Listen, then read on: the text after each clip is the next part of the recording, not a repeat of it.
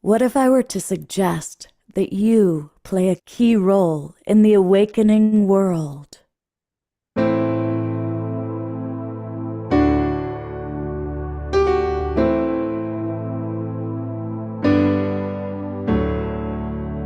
that you are watching this because you have heard the call.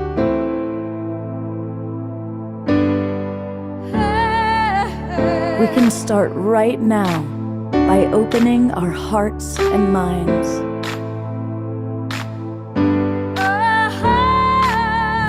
Welcome to the awakening world.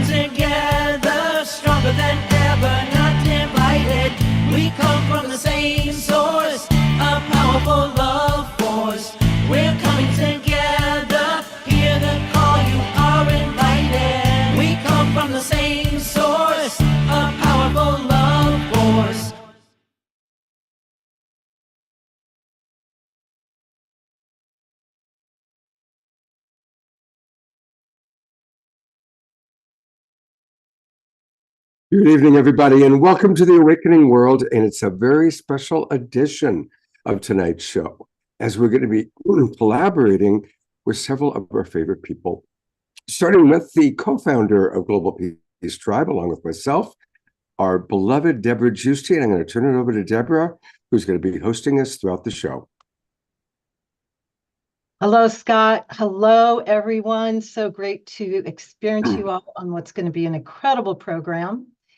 We had such a huge interest in Egypt Reactivated episode 1, where we shared so much amazing spiritual insight and phenomenon that we decided to do one more episode to complete this transmission of this incredible trip to Egypt that was taken in September 2023 with 100 people, mostly women, that went there with a mission to activate the sacred sites of Egypt, to bring them back to the original power as they had in ancient times when they were healing and activation temples and monoliths.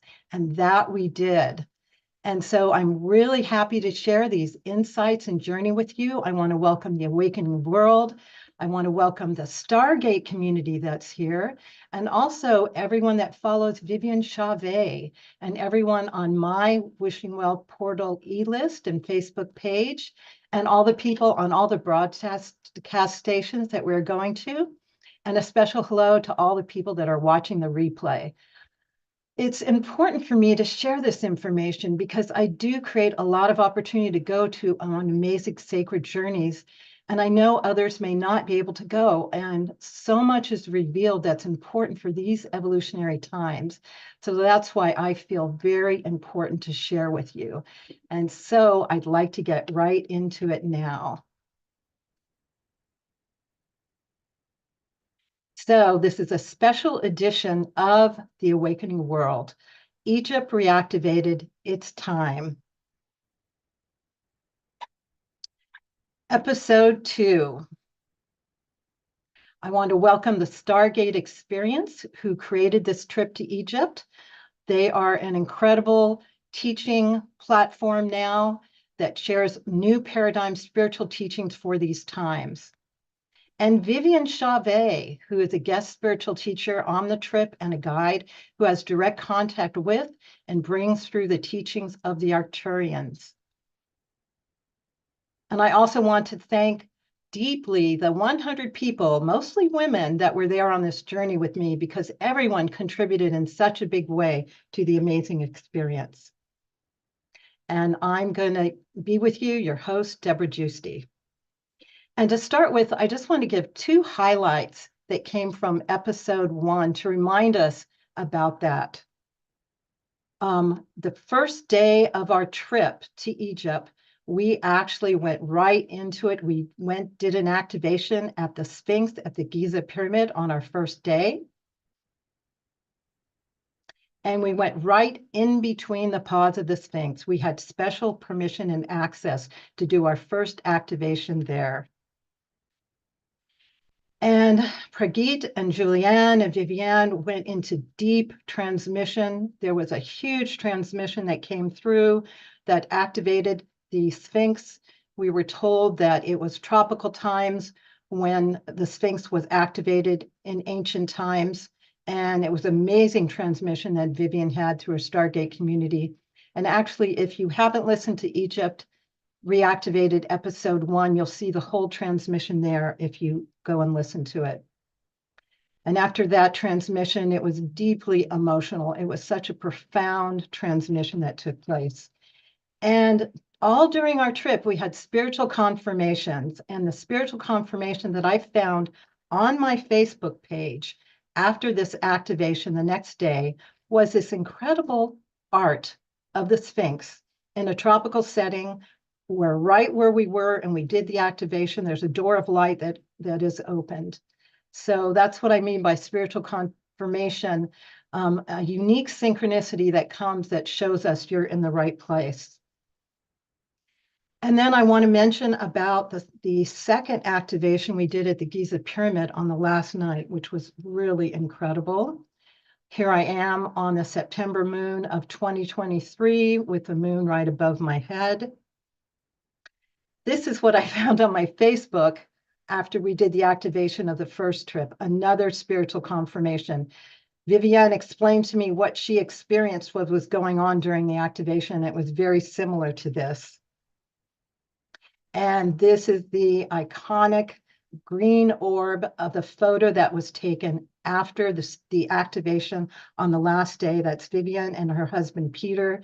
Viviane shared with us that she believes it's a portal, and she actually called that in. She asked her star family to give a testimony, an example to us, and this was captured. It wasn't visible by sight, but by photo, it was captured. So that was really amazing. So in this episode today, we're going to talk about the link between Atlantis and the Stargate and Egypt, because that was something that was really prominent for us. And I would like to invite now the Stargate and Viviane to come with me and introduce them to you now. This is Julianne and Viviane and Pragit. Welcome so much to this incredible show. And for those of us who are new, I'd love a brief introduction, and then I'd love to begin with this topic of the link between Egypt and Atlantis, and then even go into Lemuria. I was wondering, Jules, because we had one more amazing confirmation. Would you like to talk about that, Jules? We got it the day after. Somebody sent us the email. An email? You mean Ezra? Yes. Yeah, so Ezra was on the tour with us, Ezra Bengolo, and yeah, we can totally talk about it. Yeah, because it was amazing. So what happened with Ezra is a friend of hers who's not really into spiritual things, who she hadn't talked to in 2 years, called her on the phone the day after the activation with the Sphinx and said, "You were in my dream last night. You were in this Egyptian temple and you were lighting all of these candles all around you." And Ezra's friend didn't know that she was in Egypt at the time. So Ezra was like, "Interesting. What were you doing before you went to bed?" And her friend said that she was listening to a meditation by Stuart Pearce, who is channeling the Atlantean angels on a live broadcast the night before. So while we were in the Great Pyramid, it was actually the Great Pyramid after the Sphinx that Stuart Pearce's guides, the Atlantean angels, were saying through his meditation that the pyramids of Giza were being activated again. But And he said right now as I talk, remember? oh, cool. There you go. Yeah. So Anyway. for us, it was like one of these wild goosebumps moments because we don't know Stuart Pearce personally. It's just like a total wild alignment. And we somehow, like through that connection, found out that he had channeled that. So anyway, the Stargate, you can see a large one behind me and some smaller ones with Julianne. This was something that was given to me back in '89. And I was asked to build this structure without even knowing what it was, other than it would be an interdimensional doorway. And we've been working with it since 1989. And the energies that come through are an energy of a higher consciousness. And it creates a very powerful energetic field when we activate it and we invite higher dimensional energies to come into the meditation. And people have had incredible experiences elevating their energy permanently, shifts in their physical body, healing happening, emotional, mental, physical healing. So it's a very amazing, amazing structure. And our guide, Alcazar, who gave me this structure way back when, leads the meditation, guides the processes, and takes us around the world, sharing this energetic. You want to add some more, Jules? Well, I was born in 1989, met Prageet in 2012, and synced up with the Stargate experience after I realized essentially there was this kind of magical cosmic connection between, I don't know, me, Stargate, Alcazar. We've been working together ever since. And I would say what's special about the Stargate is that it's not about us. It's not about Prageet and it's not about Jules. This is about people accessing their own innate spiritual capacity because we are all built to be our own channels, to be our own vessels for having higher experiences. We've just been focused on the physical dimension for so many lifetimes that a lot of us have forgotten what it feels like to elevate. And especially since we're here talking about Egypt and we're going to be seeing some amazing clips from Debra, I just want to say, like, be open to the possibility that your own inner remembrance can be struck and pay attention to what resonates with you tonight. And let's go for it. So, Viviane, welcome. You want to say something about you? Thank you. Thank you. Well, it's really a pleasure to be here. And as many of you know, I'm a direct representative or an ambassador for a very ancient enlightened intergalactic group known as the Octurians. And of course, we have been monitoring the timelines for the potential of the planet reascension and humanity reascension for eons. And so it is really a great joy for us to see that you have entered into finding that era of remembrance, reconnecting with yourselves, also embodying these higher aspects of you. And us too, we are like future example of that potential that the human race is reaching back again. So a lot of our teaching is about helping you remembering the pathway within you, and that's we're going to do much more on that level this year, especially with the DNA that is really evolving and what it's going to mean for everyone, how the human template is shifting again, helping you to really gain more light and embody that light, and on a conscious level to help you to shift out of that false 3D matrix illusionary matrix reality, and you moving back again into a more unified field, more universal, more cosmic. And so looking at ancient Egypt, it ties up completely with the Atlantean era.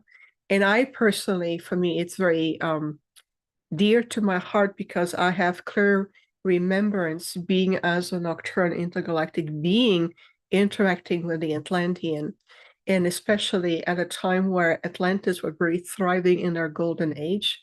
And of course, after the great descending back from a higher mental faculties to a 3D lower construct and everything else that transcended, we were also there at the early stages of the transition from Atlantis, or the last stage of Atlantis, into early stage of the ancient Egypt.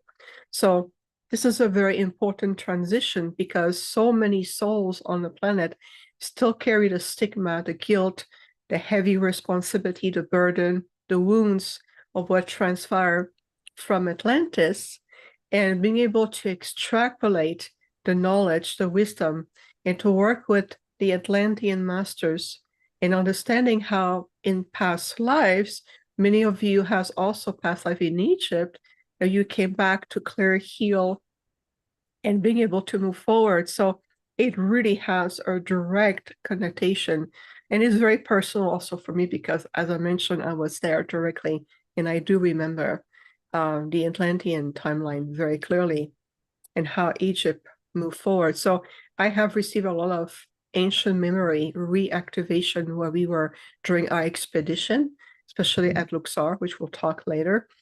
But you'll see it's going to be a wonderful journey for all of us. So like Julianne mentioned, allow yourself to bring in the level of experiences that you need to inspire you, activate a greater sense of understanding with divine compassion for yourself and others, and allow that these keys that resonate with you to become a tool to supporting you into shifting into the next level of your own evolution. So it is truly an invitation from all of us.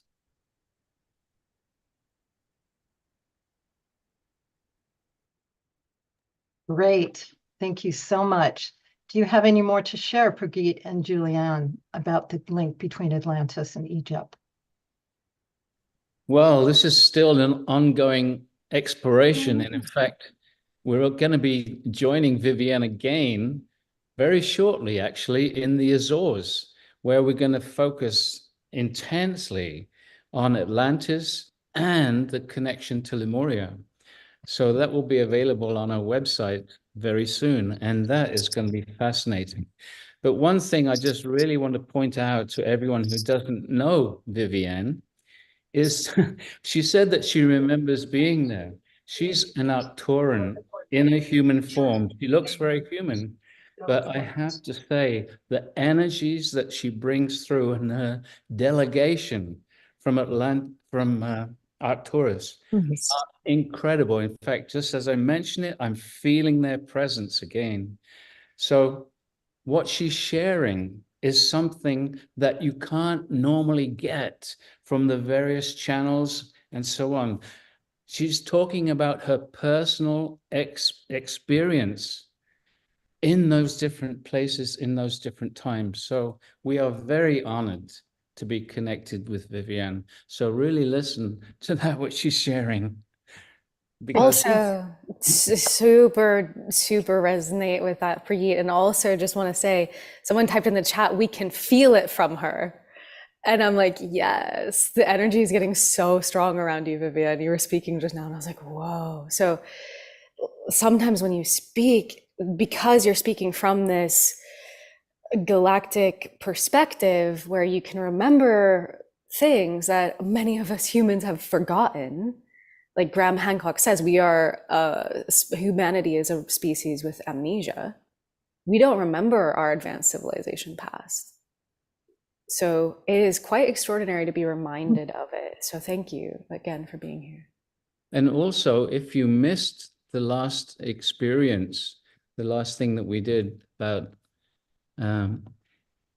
our whole Egypt trip, go back, check out the experience that happened that Debra mentioned in the pause, to see and experience the incredible energies of that activation that was brought in by this large group of people. But Viviane was the one that anchored those new energies to reactivate the Sphinx and later on the various sites around Egypt. Thank you so much, both of you. Always a pleasure and very honored to be here. And Prageet, thank you for what you shared about who I am. And it's true. And I know you feel it too, Jules. And I see you blossoming more and more. it's really incredible to watch. And you're right. And what you mentioned, Pragit, is very important because what we share, it really is from an Arcturian being perspective, experiencing aspect of humanity, yes, in this form, yes. But nonetheless, I still who I am, and it's really going to convey into what we share in terms of frequency, presence. Because oftentimes there's many speaking to you as one voice, and that's what we do. So yeah, thank you so much. I'm very honored. So we can move on to the next section. Scott, can you make me co-host as well so that I can share some things? I made you co-host 10 minutes ago. Okay. And what I want to share first is our incredible tour guide, because he was very instrumental in us learning a lot of things that we knew on a spiritual level, but was documented in the hieroglyphics that was actually shown. Our guide, Mohammed of Saboteurs, he gave a clear interpretation of hieroglyphics. He told us about where the story of Atlantis was shown in the hieroglyphics. He showed us where the use of advanced technology was shown in the hieroglyphics, and also a lot of evidence of strong connection with the alignment and galactic interdimensional beings. So do you want to share a little bit about Mohammed and what you experienced with him before we share some incredible videos of him? The first thing is Mohammed is a scholar. He, like you say, he comes from the academic background, and then he got interested in spiritual things, and he started to see what the hieroglyphs were really saying. And to me, it was mind-blowing because I've always heard that the Egyptians were talking about the afterlife, but what Muhammad told us is every time the hieroglyphs talk about other dimensions, they just translate it as afterlife. And there's like actually many, many, many different hieroglyphs with very different meanings. And so there are messages that have yet to be decoded. That's really what I walked away with. Yeah, Muhammad is a very different tour guide, and his whole attitude comes from that spiritual dimension that Jules talks about. And it was fascinating, some of the things that he pointed out, and I think Debra has a couple of photos in a little bit, but he's a beautiful guy, and if we go back again, we'll absolutely be working with Muhammad. Yeah, so I'd like to share some videos now. We're really blessed in this show to have a lot of videos to share with you. There was a lot of documentation that happened, and you're going to see them in this show today. So we'd like to show what Mohammed told us about the Atlantean Wall. This is what they call it, the Atlantean Wall, but it doesn't say Atlantis, to be honest with you. It doesn't say Atlantis, but it talks about a civilization, and they received a snake. They were destroyed by a snake from the sky called Sapti. I think the snake here is a representation or a metaphor of a giant wave of destructive energy, okay? And Sapti destroyed this nation. And the story talks about some survivors, okay? That is what we managed to get from the story and the code. But they explain that this is Atlantis. So if that was truly Atlantis, so it means that Atlantis was here in ancient Egypt, one of the civilizations of ancient Egypt before 10,500 BC. And I think this is the date of Sapti, the one they talk about. 10,000, that the disaster was 10,500 BC. What happened? That solar effect. And I recommend you to get that book, Earth Under Fire. Dr. Paul Lavalier. Part of the story talks about the seafaring people. And this what caused some confusion that Atlantis maybe is outside Egypt because it must be at the Atlantic Ocean. I don't agree with this also. I think that the seafaring people was in Egypt also because all Earth was covered with water during the end of the last ice age, 907,000 BC. So it makes sense that there was flood everywhere, Europe, Africa, Asia, North and South America. Great, thank you. And there was another clip we're going to share with you because what Mohammed shared with us ongoing as like there's so many monoliths and big structures that there's no way we can even build them or deal with them at this point. And it really points to advanced technology that they have that we don't even have now. And Muhammad does show in the hieroglyphics all kinds of advanced technology. So in this video that you're going to show next, he talks about how they show that the Egyptians actually did genetic manipulation and potentially cloning. So this is really fascinating. The symbol is purification, okay? And the word purification, it's not necessarily to be the same word. It could be adding liquid to enhance abilities, okay? To change the chemical reaction.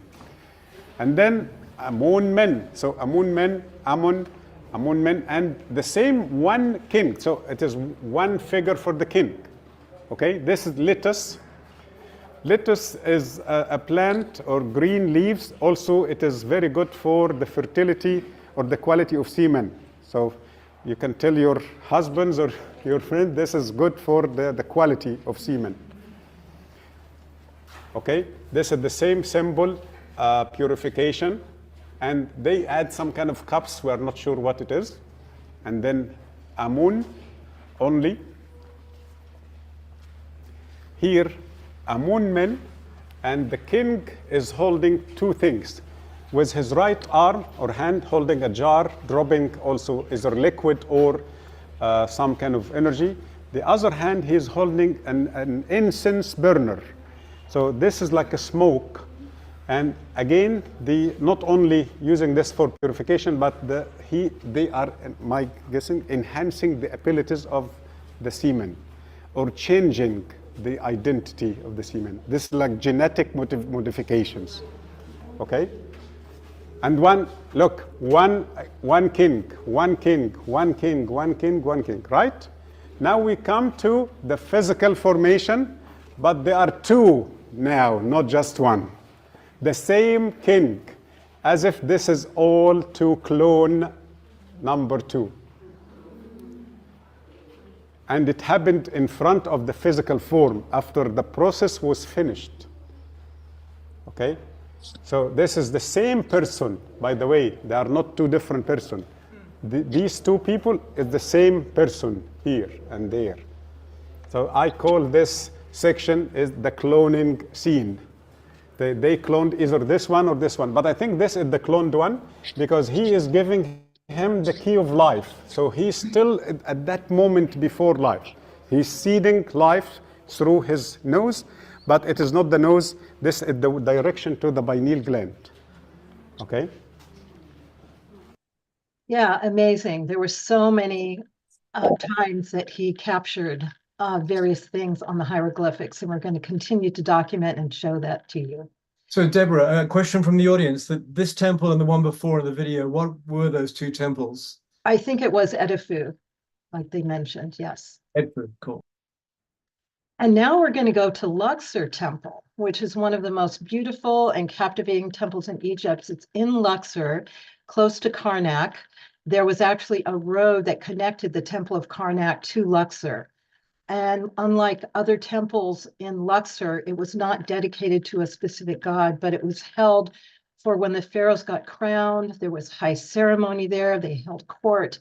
And we found out so many things about Luxor from Muhammad and our journey there. So we're going to be able to see a video on that now.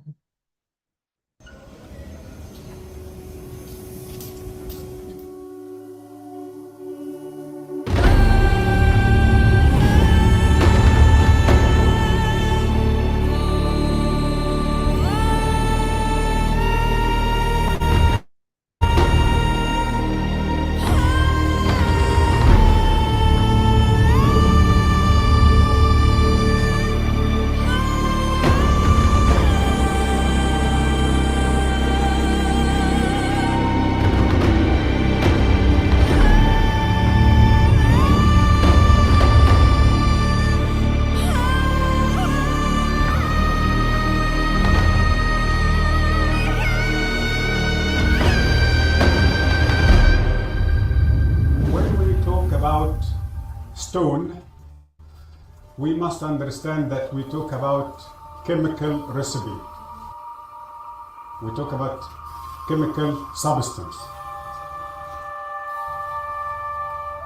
When we say limestone or sandstone, these are perfect materials to absorb negative energy. When we talk about granite, this is great material to deal with electromagnetic field and recharge the body. This is to absorb your negative energy, to clear your body from the negative energy. And then when you cross through granite gate, your battery is going to be empty, ready to be recharged with the new positive energy.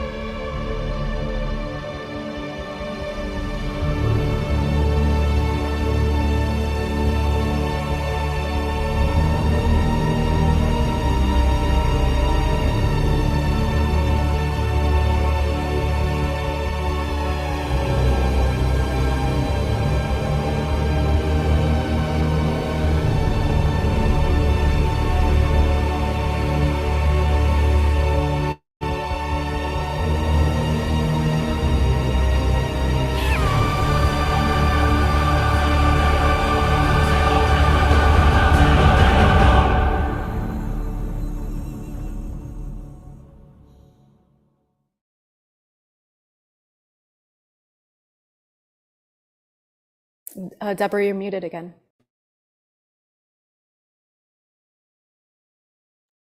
I'd like to share with you a few more amazing photos of the Luxor Temple because it was so magnificent.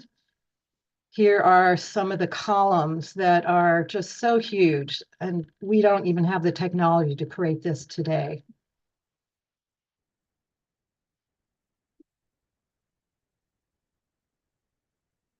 Here, Mohammed is sharing with us again the amazing statues that were there, and he explained the higher forms of technology that were used in the hieroglyphics to create these huge temple structures and statues.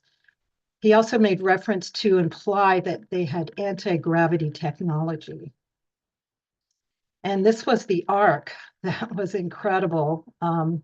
Viviane has a bit to share about that when she comes on shortly, and it communicated a lot about the Egyptian mysteries. And these guardians were at the temple at very special places all the time. They were just beautiful, and this was their spiritual mission to guard the temples. So one more video I'd like to share, which Mohammed talks even more about the advanced technology. And so Scott, can you play that next video? My friend Christopher Dunn, he's an engineer, and he is talking about ancient technologies. He wrote 2 books. I recommend you to read them. Giza Power Plant, The Great Pyramid, Giza Power Plant, and the second book is Ancient Technologies, Lost Technologies of Ancient Egypt. Okay, he took great picture to the head, because one day the head was on the ground before restoring the statue, and he used his computer. He cut the face into perfect 2 sides. He deleted the right side and then copied the left and pasted the left and then flipped the left to give him the same face again. That is not right. Why? Even if you do this to your own face, it is not symmetrical. So anything done by hand is not symmetrical. Anything done by regular tool, regular technology with this size, with this hardness, also cannot be symmetrical. So to be symmetrical, we need super high technology, because we are dealing with granodiorite, very hard material. So that was his beginning to understand that there was ancient technologies. Then he had a crazy idea to see if the flower of life will fit the features of the face. And he found, yes, that the flower of life is matching the forehead, the eyes, the nose, the chin, okay?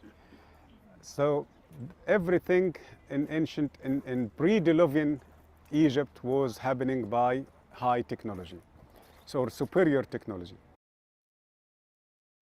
Great, thank you. And now I'd like to welcome Prageet, Viviane, and Julianne back to give some commentary on the experience of Luxor. Mm.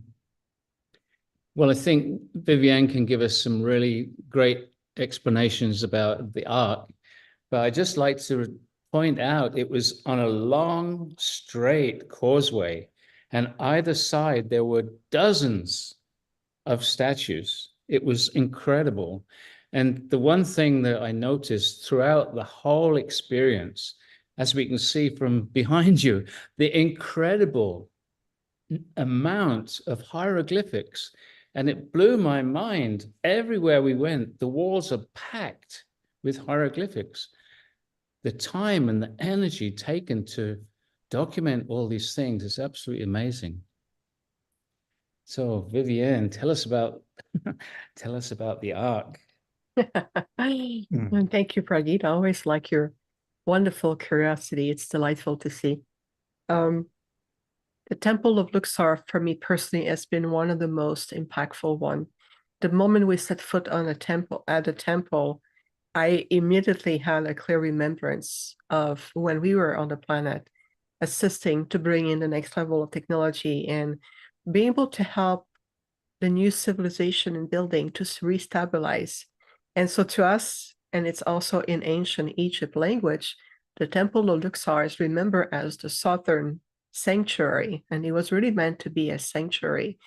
And it is later on in Egypt history known as a temple of worship. But more than that, it was a sacred temple where a lot of those technology or genetic memory form or encoded genetic material would be returned to ancient Egypt, especially in the temple of Luxor, or again known as the Southern Sanctuary. And when I saw this immense sculpture or representation of the Ark, I knew right away that they were looking at an aspect of the Ark of the Covenant, as it is known to this planet. To us, the Ark, it's a series of crystalline transmission that is encoded with thought form, a very specific thought form and memory encoding. And all of these transmission or these crystalline transmission was returned back to the earth as a form of an ark, as a symbology. And if you look at, like you mentioned, Prageet, all of the symbols on each side, that's because there were many encoding, and also there was also many guardians and beings who were part of this project. It just so happened that the Octurns, we are part of the guardians who were responsible for the Ark. So when I was there and looking at this immense, like you said, and right in the hallway, right open field, looking at it is I remembering where we were transmitting these crystalline encoding return to the blue planet or the Earth, Mother Terra, and how it was brought in an aspect of what the Luxor temple represent. And if you look at the structures, you can tell there's a secret, almost like a geometric configuration pattern to it that is very conducive in terms of the energy of what this temple was really about. It was designed to amplify these encoding. So I love the asymmetrical form throughout the entire temple. And I feel like Luxor, as I said, for me personally, was the strongest one, besides the Sphinx, of course, for other reasons. But it speaks there, it tells you the story. This is what is so many hieroglyph or symbology that is decoded, whether a wall talking on anti-gravity or a wall on the receptacle as genetic material from a different, either other planets, races, other species that was coming back. Because if you look at the Earth in her original inception, the Earth is an ark. It is an ark for multitude of genetic biological imprint that comes from everywhere in multi places. So the Temple of Luxor was designed this way, but it was turned into more of a religion temple later on, a place to bring and worship the gods. But that was part of the misconception, because we're not gods at all. We're just simply more advanced being, and we brought these encoding in the form of an arc for the purpose for safekeeping. And some of them comes from the early inception of your solar system, where other planets were at different stages of evolution and things happen, or there was a disbalance in their ecosystem and the planet shifted. So we always extract a sample of other genetic imprint or the biological imprint, and we bring it back in the form of encoding. So that became for me very active, very potent when I saw this. And then what happened is that I opened my holographic field as I talk about it, and I could remember and see those transmissions coming back to the blue planet and how it was carefully scripted and encoded in a way that it was be preserved. So that was, for me, incredible to physically be on site and remembering at a very ancient intergalactic history the importance of what the arc in time aspect of these arcs will be not necessarily revealed, but it will become more reawakened, and also going to activate the genetic template of the body template of the human, plus also on the DNA and, you know, in your own structures.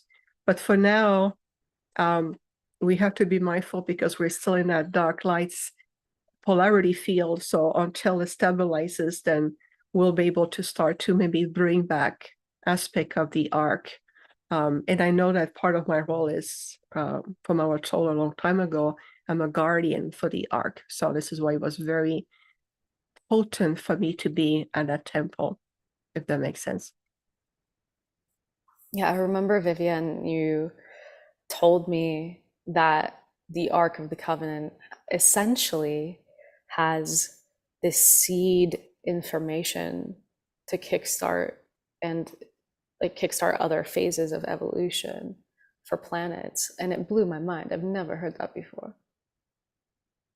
And it's like ever since I was a kid, when I hear about the Ark of the Covenant, and for so many of us, like this is why these are like the things of legend, is because they carry some kind of like faint niggle of remembrance for us of like this is something important.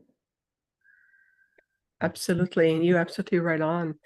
And so, of course, there's a lot of symbology and metaphor that your world carry. So, of course, an arc is not necessarily a physical arc that was brought in ways. Well, I know that the way we carry or transmit more effectively thought form encoding, we're going to utilize those crystal transmission. And hink, hink, what is the Atlantean were using a lot? Crystalline technology. See how it intertwined? Reggie, did you want to say something? Go ahead. No, I just said that's beautiful. Oh, thank you. You're on mute, Debra. Is there any more that you can share about the advanced technology that was revealed? Because that was a significant part. Well, and thank you for asking, Debra. So if you look at just the temple itself, like Mohammed mentioned through this other author about the technology, for us here today, we're rediscovering the majestic of this sculpture and immense design and temple. But you have to think about that back then or at that time, technology to sound vibration, levitation, anti-gravitational technology of consciousness, I would say, even through your thought form, you can really be in tune with the molecular structures of these blocks and redefine the structures and build something magnificent, was very natural as verbal communication is to you today. So we are rediscovering these so-called higher abilities that is also a reflective into who you are and who you're discovering yourself through these abilities. If we can pilot very complex, immense starship in the multiverse from one point to the next, that's because building structure becomes available. And so if you think about it, if you look at these, whether the Andromedans, the Arcturians, and they're really enlightened intergalactic civilization, we utilize the highest potential of our mental faculties. So when you start to utilize light and sound at a much higher frequency band, you can transmute the structure of seemingly an object. And this way you can also reform and reshape physical form into a higher manifestation, and you can really co-create something that is seemingly impossible by your comprehension and the technology and the tools that you have in this 3D field. But it's really just an invitation to remembering the potential and the abilities that you have. Get to know your mind, get to know your faculties, open the mental field, open those communicative channels that is within you. And even through the power of sound and humming, you can also affect even the vibrational field of your walls in your house. How many times do I see my walls becoming pure interdimensional portal, and they look liquid, plasma, light? They're no longer solid. So it's no difference that building giant temple. It's just we are reconnecting with those faculties, whether it's on a molecular level, whether it's shifting also the vibrational field of an object. This is something that you're going to start to relearn more. It's part of the evolutionary process that we see. So am I hearing you saying, Viviane, that these amazing statues weren't carved by lots of craftsmen, but they were created with energy and intention? Well, in a very, very simplified way, Pragit, we can bring it this way, but it is true that everything has a frequency field or a resonance field. So when you look into it and you start to tap into harmonization or your own harmonic field with that which you want to co-create, you will see that it opens up a lot more potential in your creation. So again, it's a rediscovery that is necessary at this stage of your conscious evolution, so that you can reawaken also point of ancient memories and channels within you. So it really is interconnected. Oh, thank you. Of course. Beautiful, everyone. Appreciate it. So now we're going to journey to the Temple of Abydos. Abydos was a very sacred temple and respected as an extremely holy place. Many Egyptians wanted to be buried there. And again, Mohammed continues to reveal with the hieroglyphics much spiritual information, especially multidimensional information, including portals, stargates, spacecraft, and also the temple honored Osiris. And behind it was the official Osiris temple. At that temple, Drumvalo Melchizedek discovered the flower of life that helped make it such famous sacred art. And I'll show a few pictures of that. Here is the Temple of Abydos. And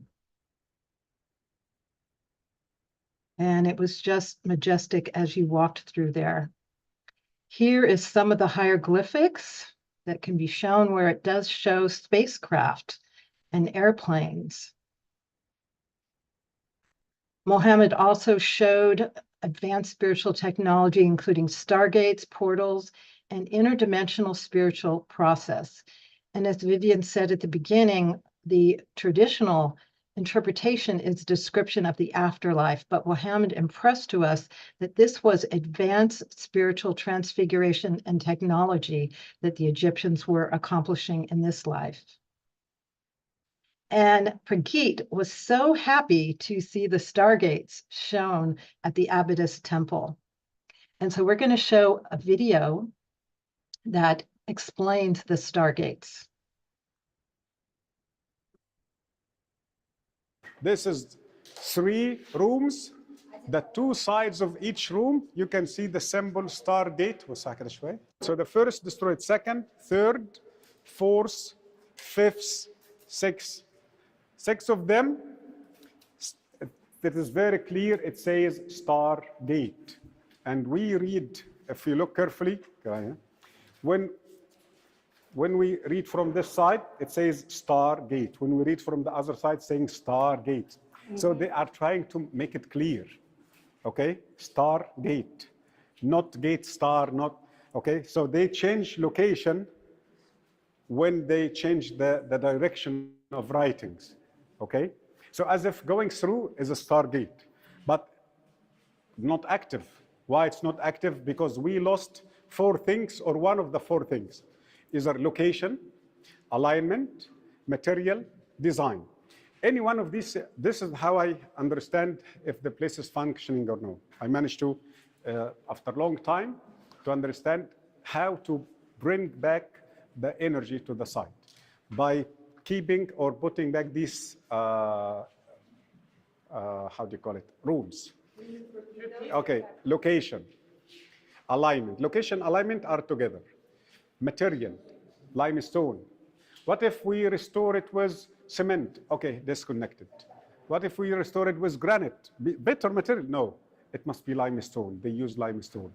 If it is sandstone, if it is it must be the same material. So location, design, location, alignment, material, design. Because sometimes if it is a pillar, okay, we miss the capstone, not functioning. We miss one side, not functioning. We miss the ceiling, not functioning. So they must be the same 4 elements.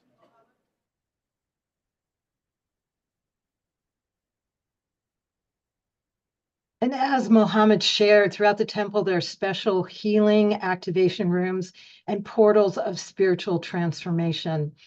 Also, throughout Abydos is the documentation of the deep connection of Isis and Osiris. So we're going to share a bit more in video now as Mohammed explains.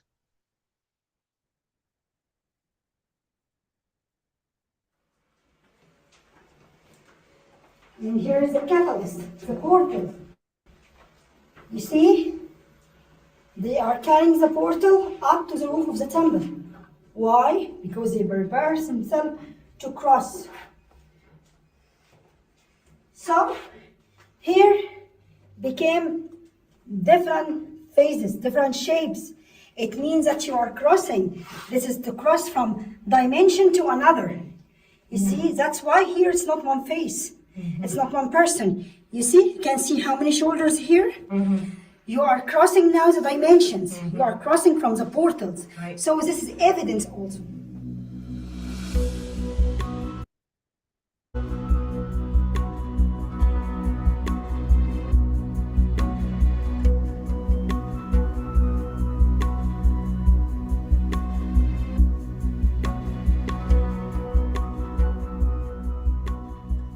We talked about the illusion of Osiris and Isis, and we said that after the death of Osiris, Isis tried to resurrect him twice. By the help of Isis, he was able to resurrect once more. And this is the chapter of the story here. How Isis here take her husband's dead body and put it here. Why she put it here? It's a portal. You see, energy everywhere. Why? Because to resurrect him once more, she needs to charge him. She needs this energy to resurrect him once more.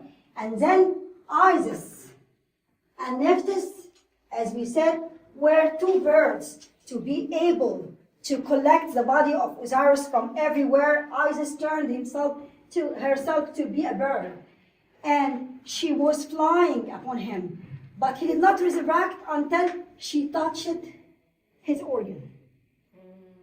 When she touched his organ, you see, raise it up, he became alive.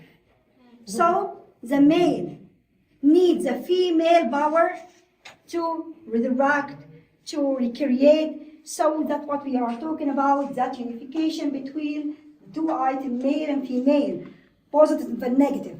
This is very clear here. He did not resurrect until she touched this organ.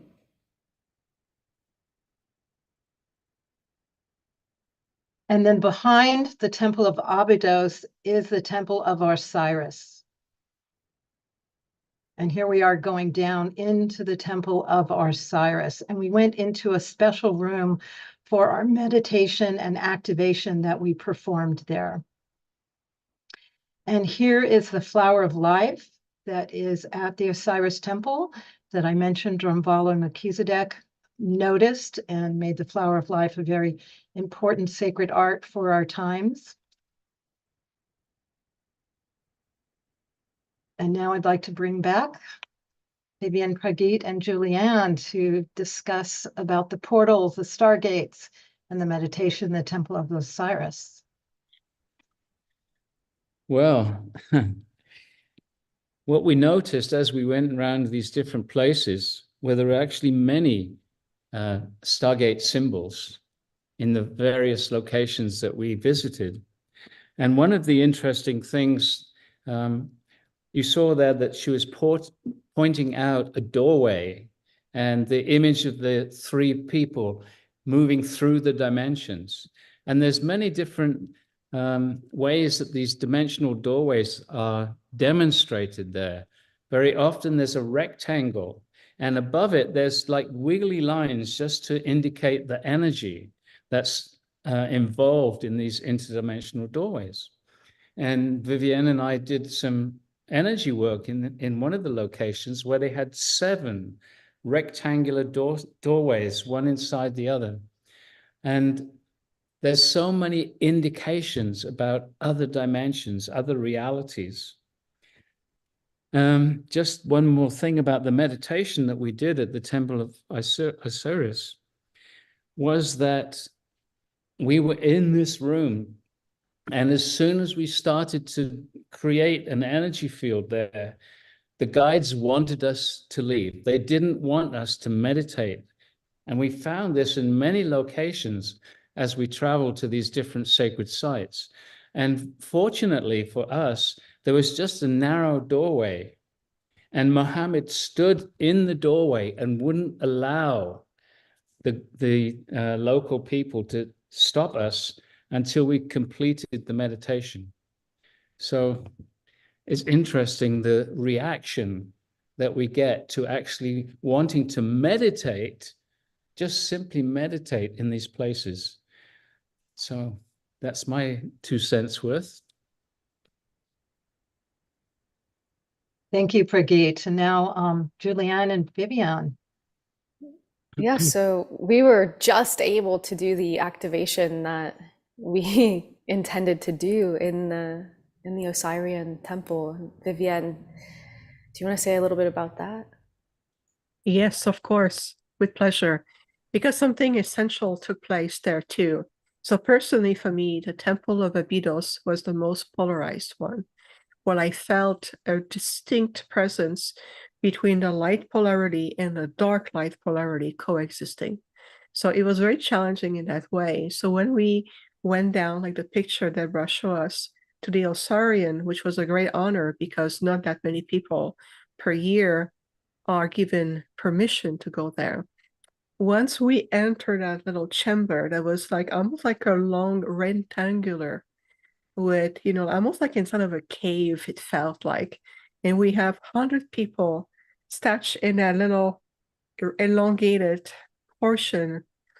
And we start the activation. What I personally saw is on one side, coming through the wall, I saw a portal opening, representing the light part of ourselves. And on the other part, I saw the dark aspect coming through. So we were coexisting between the yin and the yang, if you want. And I understood at that point what my Octarian father mentioned. He said, your role today is to bring the reconciliation and the reunification of that polarized field. And it's also to bring back the distortion, or to clear and unwind any form of distortion within the sacred divine archetypes of the compressing masculine energy, the misuse of willpower over the divine feminine, and to bring that back into balance. So as a result, I remember distinctively being set down, almost like my back against this rocky wall, my head slightly bended because I had this little overhead.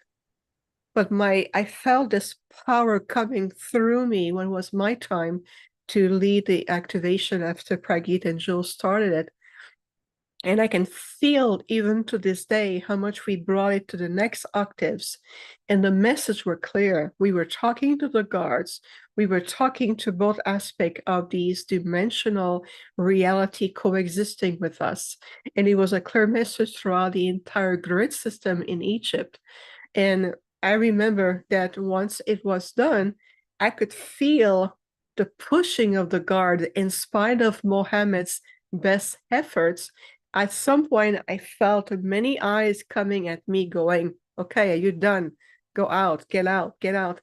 And then what we did, my Octran group came and sent a blast of love light frequency to them. And I opened my eyes and I said, now we are done. And that was the message I was sending to them. So to help everybody, even the human beings who play those roles of guards and kicking out visitor, no praying, no put your hand in prayers, don't do that. But I know that they play their roles. So I want to honor them. And thank you. It was really, I would say, a powerful place. Abydos was challenging for me because of that duality that is very palpable, even going through the temple, through the city of Abydos and in a temple. But Osarian was a great gift to bring back the sacred harmonization and bring more the true aspect of what the flower of life is about in this unification of life, the geometric pattern of endless circle interweaving into each other to create a next level of creation and evolution. So again, we did a tour de force, like we say in French, in that place because there was a lot of pushback. And we did the work. I always says, okay, now we leave in peace. The work has been done. And that's really what happened. You're on mute, my dear. Thank you so much, Viviane. That was incredible description to what has happened. Prageet and Julianne, do you have any more to share before we go on about Abydos and Osiris temple? I mean, the video showed this story of the resurrection of Osiris on those hieroglyphs, and for me, that was the first time I've seen that described in that way, where his lingam wasn't lost, but rather it was like the key to his resurrection, and that really fascinated me. I remember, so it's cool that we got to show that video explanation. So I was there in that room when she was explaining that. Yeah, no, I don't think I have anything else to add to that after Viviane's beautiful description. Yeah. Okay, we're going to go on to the next temple, which is something that we shared in all our promotion. We were going to focus a lot on. We are going to go to the Temple of Isis and really understand the power of the divine feminine that showed up very strongly there. So the Temple of Isis is actually on the island of Philly. So we got to take a boat to the Temple of Isis.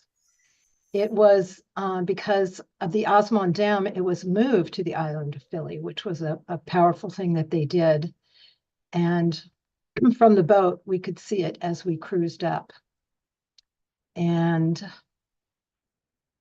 this was part of what the Temple of Isis looked like. Again, huge columns, very beautiful. Lots of space for ceremonial chambers, as well as the inner chamber of the Holy of Holies.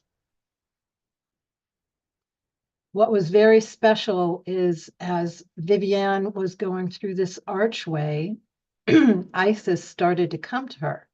Now, this was unusual for Viviane because she usually talks to her Arcturian family, but Isis wanted to have her word. And so she knocked on Viviane's shoulders and came right through. And that's a picture in the Holy of Holies, where Isis came through very strongly with a message for Viviane. And here is Isis, hail Isis. And so what we got to do is go to the side, and again, this was an unusual thing where we felt really strongly we wanted to meditate together and anchor the power of the divine feminine that was coming through, that everyone was feeling at that time. And so we all went to the side where no one was, which was kind of illegal according to the guards, and we did a meditation. And we're going to show you a little bit of that now.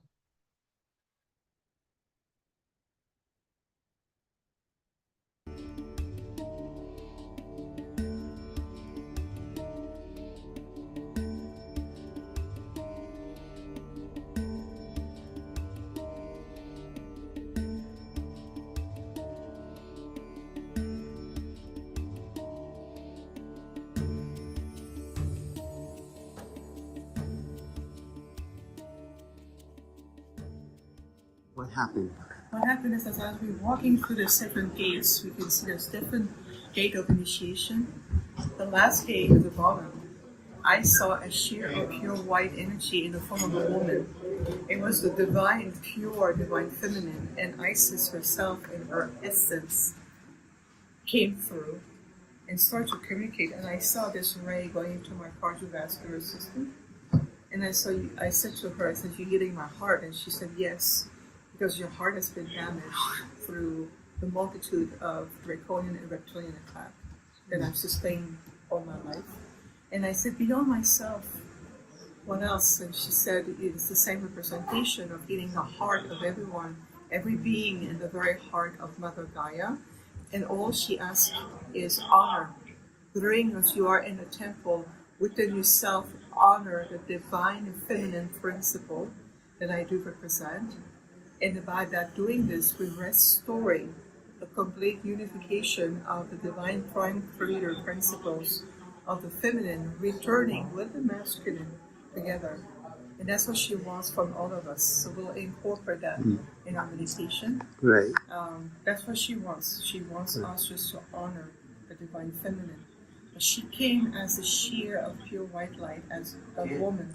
And I saw this beautiful, bright green orb crossing across my screen to let me know that her consciousness was here.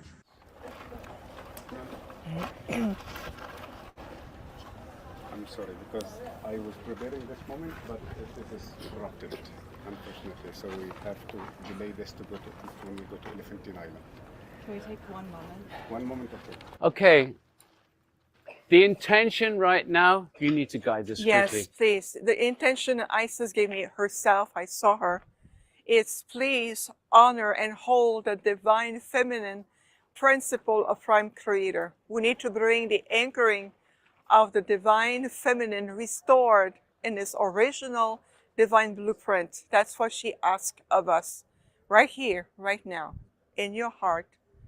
Just feel it, open the field, imagine your heart center expanding the intelligent field of the deep of your heart with the intention that the divine feminine energy is restored. And bring in the energy through the grids of the ancient site of where the temple was originally, and let's bring it back where it is today in complete alignment without any distortion whatsoever throughout space and time and throughout infinity. We are healing the timeline of history, overlapping into today, in the renewed energetic grids of Mother Gaia, and within ourselves, and for all sentient life forms, including the planet herself. Healing your heart. It is time to heal the old wounds with love and respect. And so it is. And so it is. We are grateful. We are grateful. Thank you, Mohammed. We are grateful. Thank you. We put you through a lot of stress, don't we? No group ever did this. You will remember us. Yeah, of course.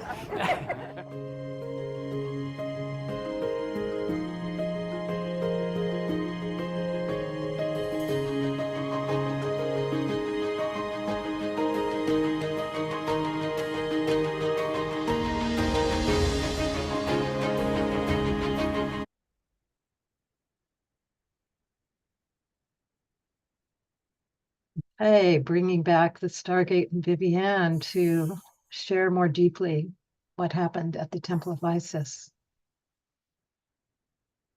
Well, again, that was a moment of great resistance. And we gathered in this place around the side of the temple. And as Mohammed says, no other group does this before. He's never done it before. And there was another tour group wanting to come into that space. And Mohammed courageously stopped them from coming, which created a bit of a problem. There was another doorway where one of the local caretakers was standing, and he could tune in and feel what we were doing. And so he was stopping another group from coming into the space. And the energy that came through in that very brief meditation, I was feeling it again so strongly, just as we heard the recording of it. And so we're really honoring Mohammed for what he did. And a few minutes later, as we started to leave, he got in a big argument, and they said, you can't come back again. They actually wanted to prevent him from coming back with other groups. So he was really supportive.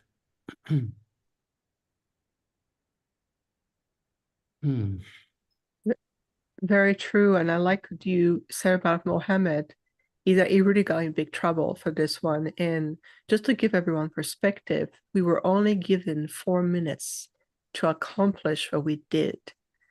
And when you listen at the end, this beautiful activation, I was very well aware of the time restraint and the limitation that was going on. So we brought it into a very condensed version of what was requested of us. And so that's why I repeat in the recording, you can hear me say 3 times, we are grateful, to show Mohammed that he was putting himself on the line with this large group behind the temple. We only were granted 4 minutes. Now, in linear time, 4 minutes seems impossible. It's so short for a large group. But once we start the activation, we were transcending that linear time construct. So we were able to accomplish what we were meant to do, even though we were extremely physically limited. So just to show you how much we have succeeded in so many ways above and beyond to do what we were supposed to bring and activate it for everyone and the planet herself.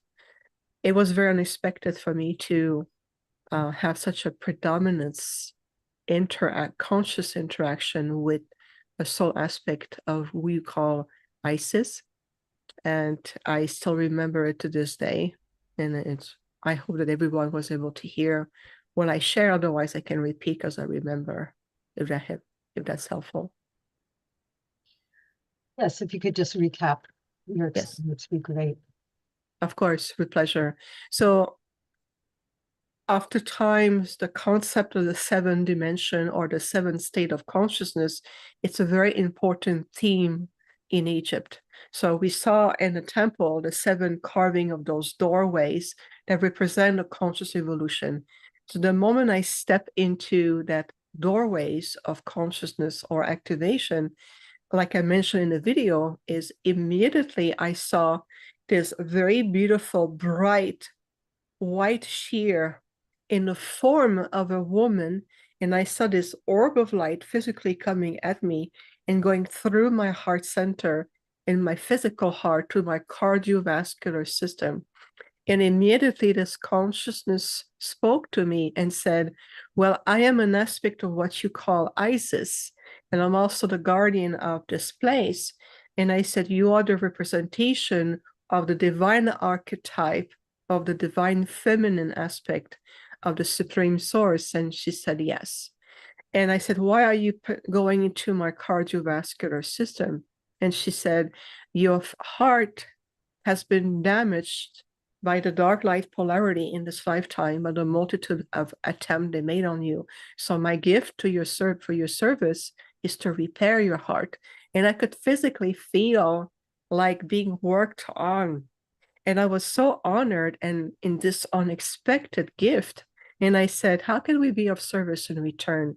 And that's what Isis, or this soul emanation of the divine feminine in the representation of this archetype known as Isis, said, please tell your group, tell everyone to re-honor the divine feminine aspect of themselves to the restoration within their sacred heart center, to bring back the union of the divine feminine with the divine masculine synergy of your divine template, and bring reverence back for all life, including guardians to the earth, to all the resources, the element, the animal kingdom. It's all sentient life. Bring back the honor, the restoration of the divine feminine. And I say, I promise to fulfill your wish. And this is why, in a nutshell, this is what I talk about in the video.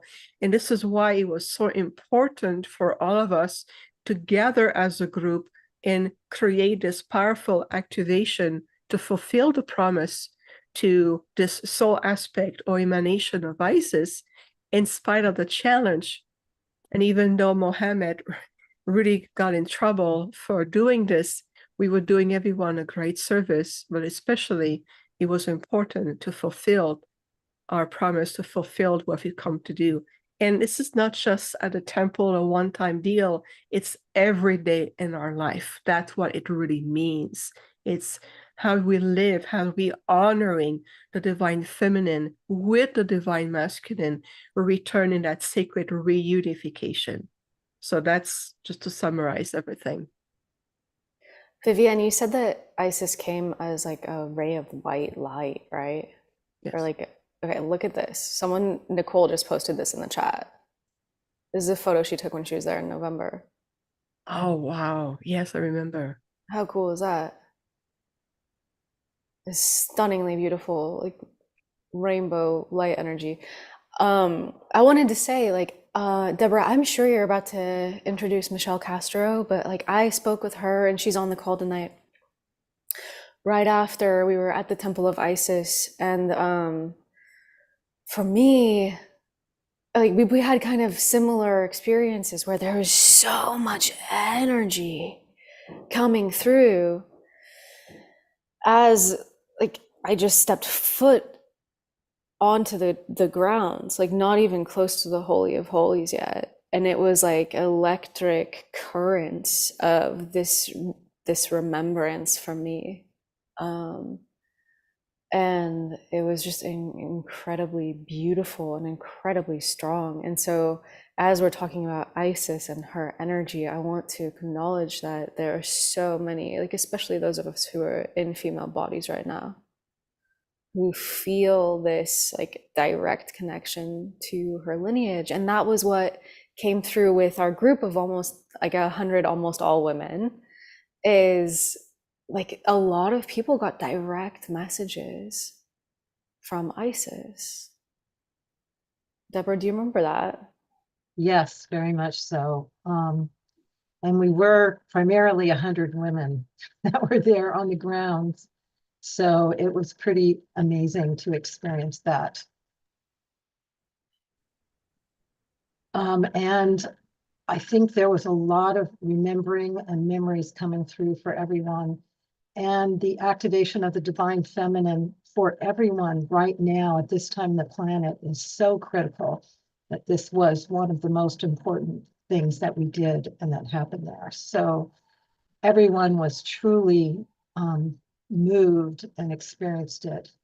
And again, a lot of rekindling of memories of those of us that felt like we were in Egypt, you know, in past lives, or however you describe that spiritual lineage, and that our memories are coming back of the honoring of the feminine and the powers and the superpowers that we had coming back at that time. So yes, this was a very high level, important convergence that we all experienced together. Yeah, I think superpowers is like the right word for it, because sometimes you walk in these temples and there's just like a supercharging. And another thing that can happen that Muhammad was pointing out to us is like you get like the stuff that needs to come up gets cleared, right? These are powerful activating sites. So yeah, I just wanted to share that, like, for me, it was like almost like these currents of like almost orgasmic energy were coming through just as I was walking through it, like toward the Isis temple. So it was really, really beautiful. Yeah, there were actually, after the meditation, there were many women I noticed that were tearing, really deeply involved emotionally what was happening. Yeah, I remember that too, Pragit. And if you look at the symbology also where this very powerful divine feminine activation took place in the land for centuries and generation of repressing the disbalance, the miscreation, distortion between the divine feminine and the divine masculine, it was also very deeply healing on a historical level. And this energetic archetype of the divine feminine came to me as this veil of light in the form of a woman, knew exactly what we're going to do was also to restore and heal generation of deep wound that needs to be reconciled so we can finally re-emerge in a new flower of life, the more reunified flower of life, this chalice of all life that we carry within ourselves, within our heart center to the threefold flame. And both archetypes or both aspects have to be present. So this is why for us, when we work with the divine feminine, it is always in conjunction with the divine masculine, because those aspects needs to be restored on the planet and within ourselves. And being in Egypt, connecting also to the Middle East and everything it represented was even more significant. This is why I was so honored that this beautiful presence chose to communicate with me so potently, clearly, and of course the gift I received. Obviously I have a lot of work to do, so she goes, you have to keep going, so let me heal you. And we are going to, do you have one more thing to share? Well, I was just going to say that very powerful meditation and energizing happened on an island with water flowing, the Nile flowing all around. So that energy was like moving out down through the waters as well. And now we are going to take the divine feminine up another level, because it's my pleasure to present someone that was there on the trip. And she was really significant in terms of being there as, there she is at the Temple of Isis. And I'm talking about Michelle Castro. And what is so amazing with her is she does have a direct connect with Isis that comes through her. I was with her in the Queen's Chamber at the Giza Pyramid when she gave a transmission of Isis that came through. That was amazing. And of course, her experience at the Isis temple, again, was incredible to be with her and share with her. So Michelle, welcome so much to this program. Thank you. Thank you so love much. to share, to add to our understanding of Isis. And if Isis wants to come through and say something right now, we would be honored. Sure. There's so much that wants to be shared. And it's through the work with the Stargate that Isis started coming through me. So it's quite an honor and such a full circle to be with all of you. And when Isis first came through me, it was in a Stargate after doing lots of essence of life work with Julianne. I went to a Stargate, and very similar to how Viviane described it, this being who named herself Isis, veiled in light, came to me.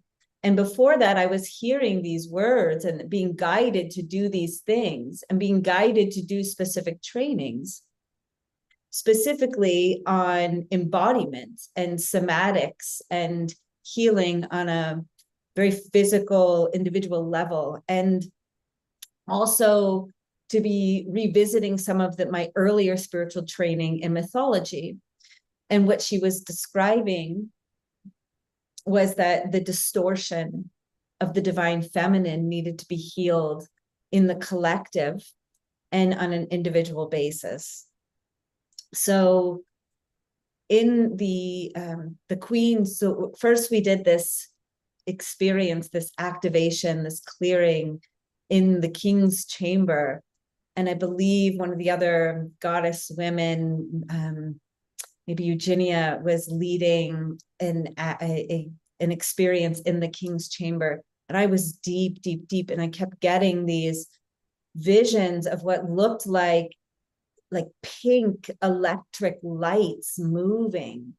And I just went with it and just received and received.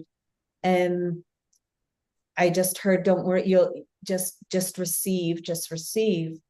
And so I did that, and it moved me into this understanding as we were moving into this Queen's chamber, the activation that occurred, I can only describe it as I've been trained in a lot of nervous system work, and what we learn about healing on a very physical level on our nervous system is that when we experience something that's traumatic, or we experience something as a limitation, it's that we hold the charge, and that in order for healing to occur, there needs to be this discharge. And it was like this experience of just within the pyramid, this almost like this giant burp of energy where this discharge occurred from the work. And all of the energy, if you know of a volcano starts bubbling up and starts bubbling over, it kind of creates this mess. And one of the reasons that the divine feminine was so repressed was the fear. And that fear comes because the divine feminine, it represents our physicality. It represents that work of having to kind of go in and go into those darker places sometimes, and to look at some of these distortions and heal them. And while for many eons we've been left alone, the Isis is back. She's here to remind us that even though we've had what has been left as the Madonna, the white, we have the light goddess, we have the light, the Sophia. It's the aspect of the dark goddess that Isis has been holding. And that doesn't mean bad. It means the one that descends with us. So she was showing, as we were going through these different activations together, that this pink electric light, it was actually a culmination that when we did our second activation at the end of the trip, I could see it was a giant cosmic rose, and that her energy was flourishing in this giant cosmic rose that made her available to us, to hold us as we move through some of these distortions. So as we move through the individual pain and suffering and limitations that have been imposed upon us. I can keep talking, or if you want, I can go into, I just want to add, there was a moment that Debra and I shared together at the Isis temple, where I had the honor of being with her as I made a reconciliation, because I had a very huge clearing of my own past life. And after we did this little ceremony together and this blessing, she said, "This is very different from the last time I was in Egypt." And I remember saying to you, it has to be this way. And what Isis was essentially explaining to me was that here we were bringing all of this divine feminine energy forward. But it was, as Viviane explained, it was with this penetrative force where we had to be quick, we had to be swift, we had to be very direct. And so it had to be in union with that divine masculine energy.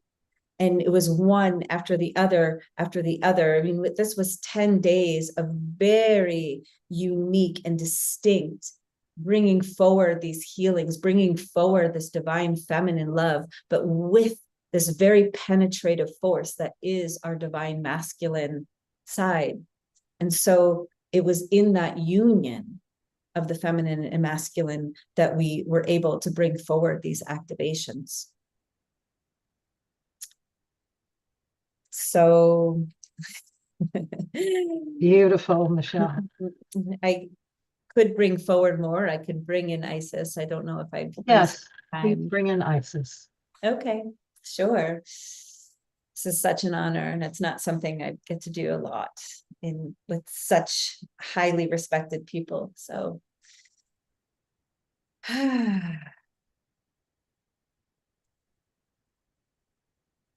dearest ones, I am with you. And as these words come through this one's mouth, you might experience an inkling or a tingling of remembrance of a time when our union was so significant to you that everything you did was rooted in your connection with the Divine Mother. And I know, dearest, that the distortions and the traumas that have occurred in your timeline has, you can say, blurred our connection. And it doesn't matter how you worship me. For I am the goddess. I am the mother with 10,000 names or more. And this temple that is housed as your physicality is the one that you can first and foremost begin to honor what you call this reunion of divine feminine and masculine forces by learning to come into a state of presence, being able to hold yourself, being able to connect with the love and presence of the mother. Dearest, I see you. I see all of you. Every mistake, every bit of doubt or courage or shining thing, every act that you make, whether you call it right or wrong, or judge yourself about it, I am there with you. Because the moment that you acknowledge that you are in the arms of the mother, you can begin to make space for more of what this blessed beloved one, Viviane, is talking about. Allow me again to hold you. Allow yourselves, your body, to be reawakened so that you can align to hold more of this divine light. And I cannot do it for you, dearests, but I can hold you and I can lead you through it. This cosmic rose energy that was indeed activated and made more available for all of you is accessible to all humans now. There is no turning back anymore. The reconciliation starts with you honoring, being very honest with your own self, sitting with what you call the shadows. There is much to say about this, and perhaps we can save it for another time. Yet know I am with you. Know that all the work that has been done here during this sacred journey that has been taken has ensured that the love and the reunion of Isis and Osiris will hail again in the hearts of all of humanity. I sing in the womb, in the phallus of each and every one of you. I radiate in the hearts. I come as a song that can roll off your breath. If you are willing to be open, let us walk together again. Let us all be one. I am with you always, and I will talk with you again. Thank you.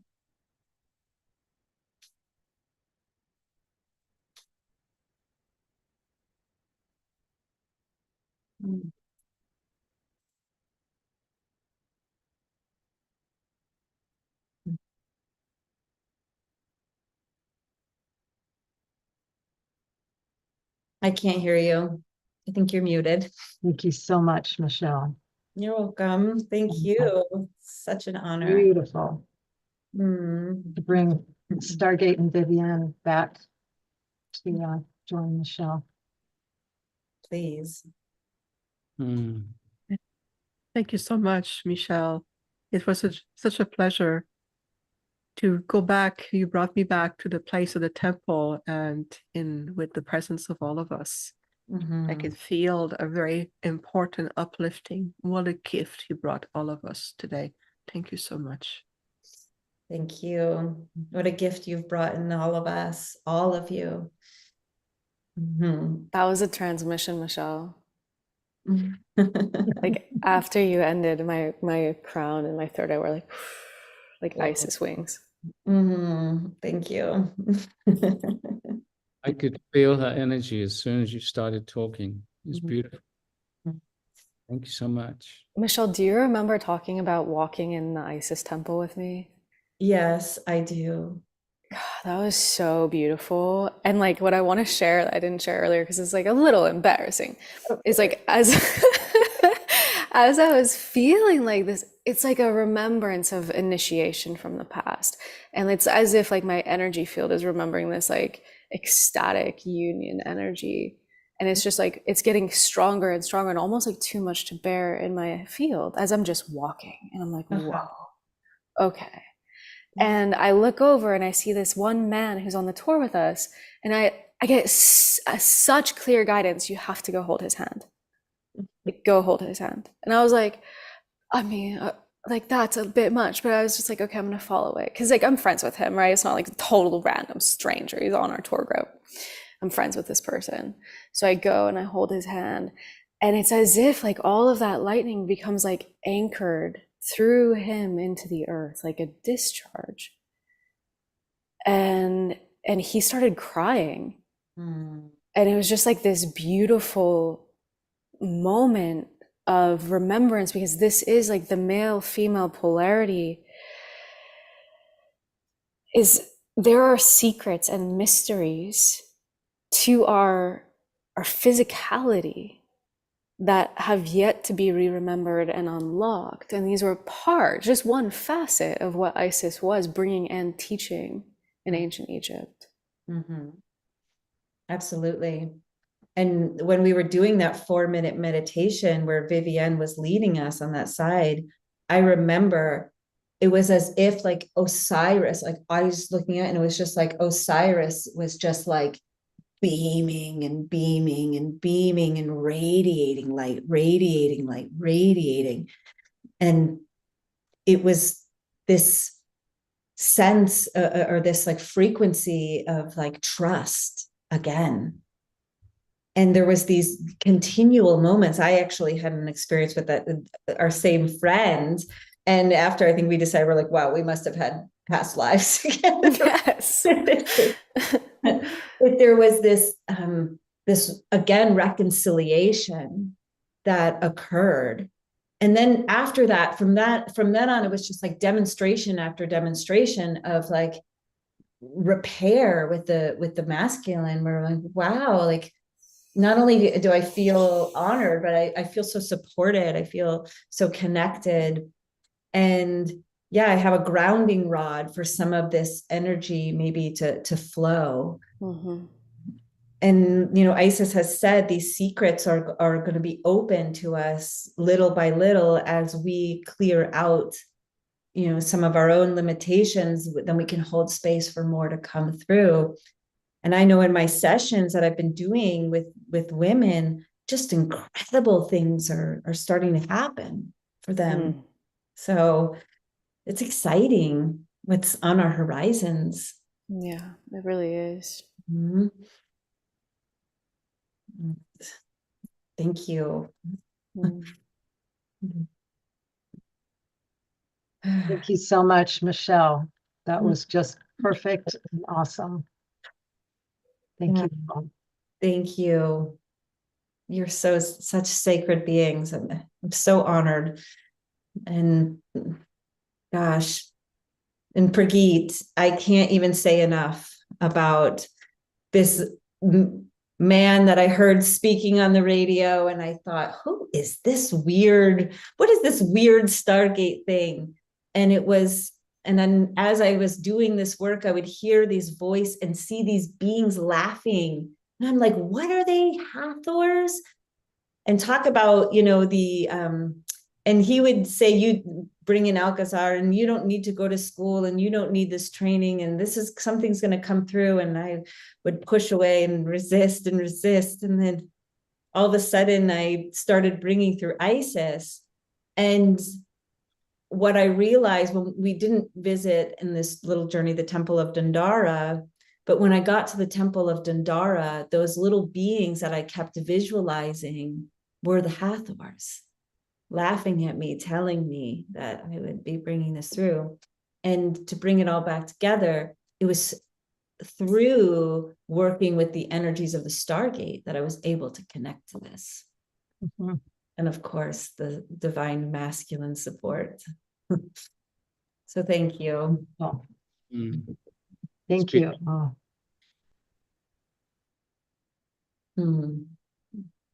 Hey, we're going to visit one more temple. And this was the last temple of our journey. Also very significant. It's Saqqara, where the step pyramids of Dozier was. And in Saqqara, there was a lot of burial grounds in there. Also, there was tombs that we went into that were incredible. Here we are walking down to the tombs. It was about 100 degrees that day. And there's always interesting characters to meet on the way. And there's the entrance to the tombs that we went into. There was huge tombs underground. And this is where we got to dance with the orbs. So here a picture of the underground caverns in these sarcophagi that were many tons heavy. And again, this was an incredible phenomenon. They have no idea how these sarcophagi could get underground in these tombs. They still don't know how this happened because the granite that created all this was like 200 miles away. So again, additional phenomenon of higher technology that needed to be utilized. And when we were there was a lot of us that were capturing orbs. They were all around the tombs. So a lot of people have them on their cameras, on their videos, and we're going to be able to show you examples of the orbs in the next video.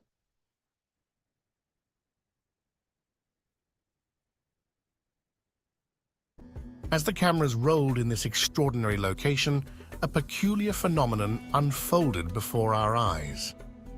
While capturing the essence of this special place, orbs or energy inexplicably appeared on the screen of a camera phone, and what made this occurrence particularly intriguing was the absence of any visible dust in the surroundings. The unexplained presence of these orbs added an unexpected layer of mystery. In the absence of a rational explanation, we found ourselves contemplating the possibility that perhaps the ancient energies of the site were manifesting in a visible way. The secrets of this special place linger, making us ponder the deep link between the heavenly and the everyday.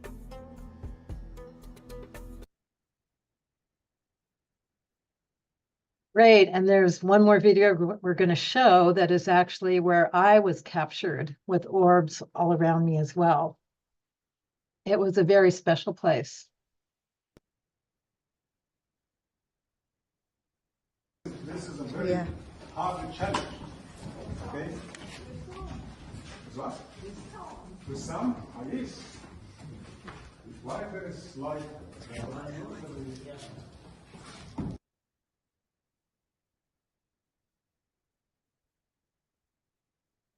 Great. And also, Viviane also had a real incredible experience of going into light language in the tombs as well. So we'll want her to share about that. But Pragit, Julianne, Viviane, would you like to share about the tombs in Saqqara?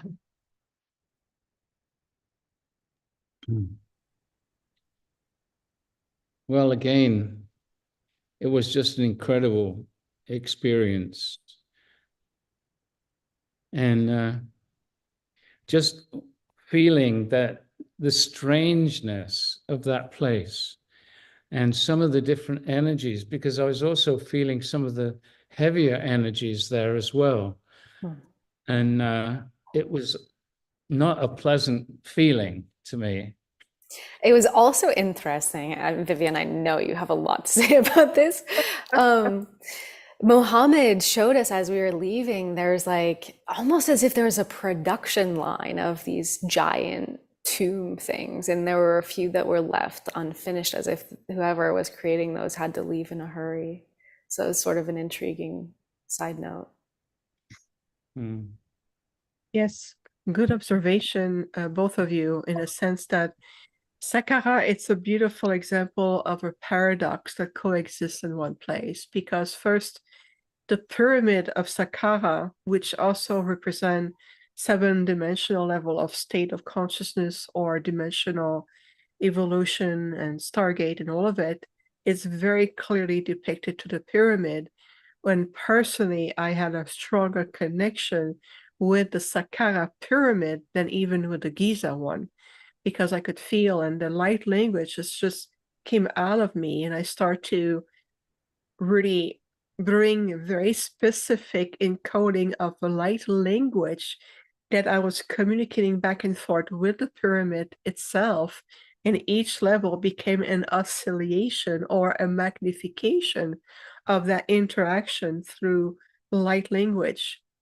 But like what Debra mentioned in terms going into underground, I was unable to move beyond a certain point. My team went and says, we want you to leave this place at once, because I could see the original usage for these, container that was very thick, very heavy, very much aligned. If you look at the symmetry, they were in almost like in a very juxtaposition alignment with each other, and it was like in like a diagonal energies. There was a diagonal, and when you walk through the corridor, you were like in that X of that energy. You were caught right in that beam, and I start to get memory and very clear vision of what they're used for. Back then, the thing is that, remember that on the planet for eons, the dark and the light have been coexisting. And so it was utilize life force energy of being of all kind to put in these chamber and bring the feeling up to, from underground up to on to the grids and up to the surface. And personally, I experienced a very distinct disruption in my sacral. So it was really activating ball movement, and my sacral was being like almost like crushed, or allow me to rephrase that, was very compressed significantly. And so there was like this wall when my group came in, they said, no, you shall not go further, and you must leave at once. And I feel like I can feel this energy. And I told Peter, I said, I must leave at once. The contraction is unbearable. And he goes, yeah, I'm with you. So he brought me by the arms and took me back to the surface. And as I was leaving this place, returning into the surface, I want to reconnect with the pyramid, because this is where my energy was restored. So we have to be mindful that this chamber are not necessarily all positive, that you have to remember back in the den, we talk about resurrection, utilizing life force transmissions, the pineal gland, the life force energy of the body, and all of it. But it was used also for different purpose that we don't need to go into the details. But that particular underground facility for me was like a big no-no. However, nothing is in vain. Everything has a purpose. And it was an opportunity to ask.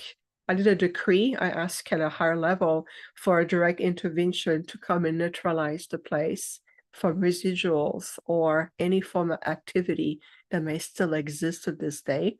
And I did ask for this old place to be completely neutralized and deactivated. And this is how I experienced it. So again, as an intergalactic being, walking in this form and saying my overload, my sensory overload. So no wonders that there was also so much presence of the light to the orbs. There was a lot of essence and residuals of those who've been utilized for the life force. So there was a counterpart of the light as well. And also the word that I'm getting right now, it's a liberation of all of this stored energy so they can be returned to the light and into higher octaves of transmutation. So again, everything serves a purpose. But once that was put in motion, I exited very quickly. I didn't go all the way, and I went back to the surface. And this is where once we walk back towards the pyramid, this is where the light language really came, because the consciousness of the pyramid of Saqqara start to communicate with me in light language, in ancient language. So I was responding back and forth, but again, we were interrupted. And this time it's Mohammed's wife who came rushing, says, stop, you're not allowed to do this, because my hands were moving in weird ways in the air. And it was offensive to those who were guardians of the site. So I put my hands in my pocket. I turned around and I said, yes, we live in peace. There's nothing to see. My hands are back in my pocket, but it was already done. The work was already done. That's the beauty of it. So I like to bring a bit of sparkle of humor, if that's funny at all, but I think it is.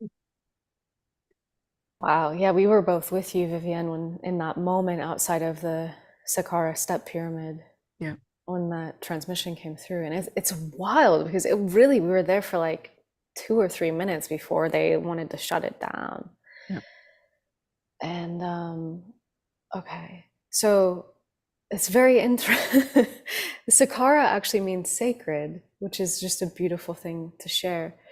And it's interesting what you just said about all of those orbs. Can you say that again, of like they're like what they are or were?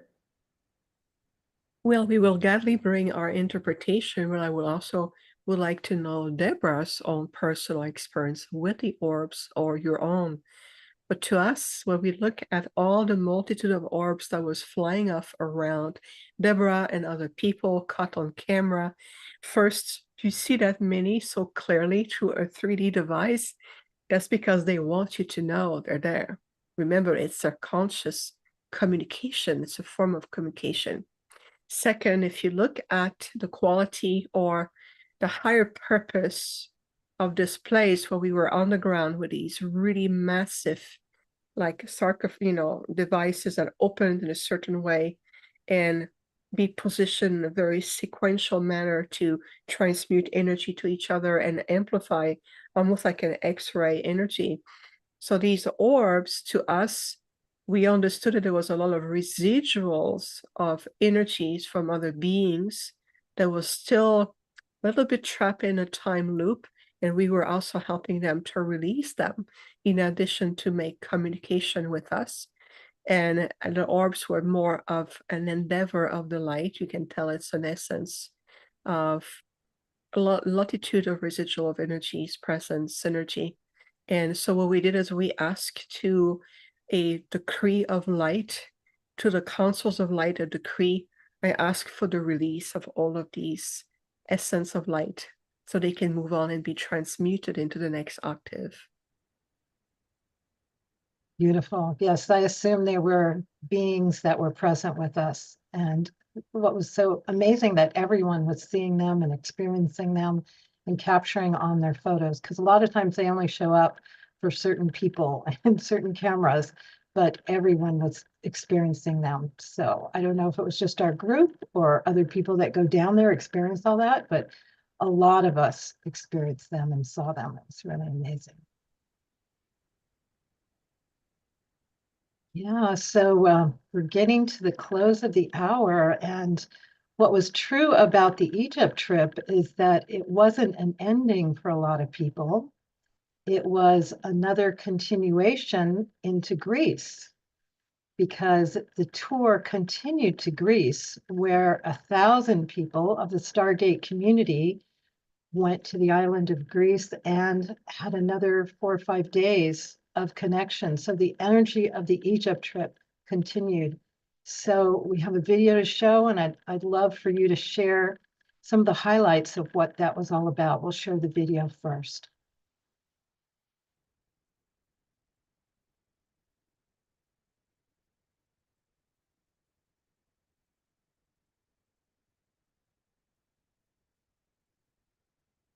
Hey, maybe the video is not going to It's play. queued up. There we go. I think this time it's going to play. Sometimes it's a little ornery. Huh. Come on. Well, it is queued up. And for some reason it's not playing.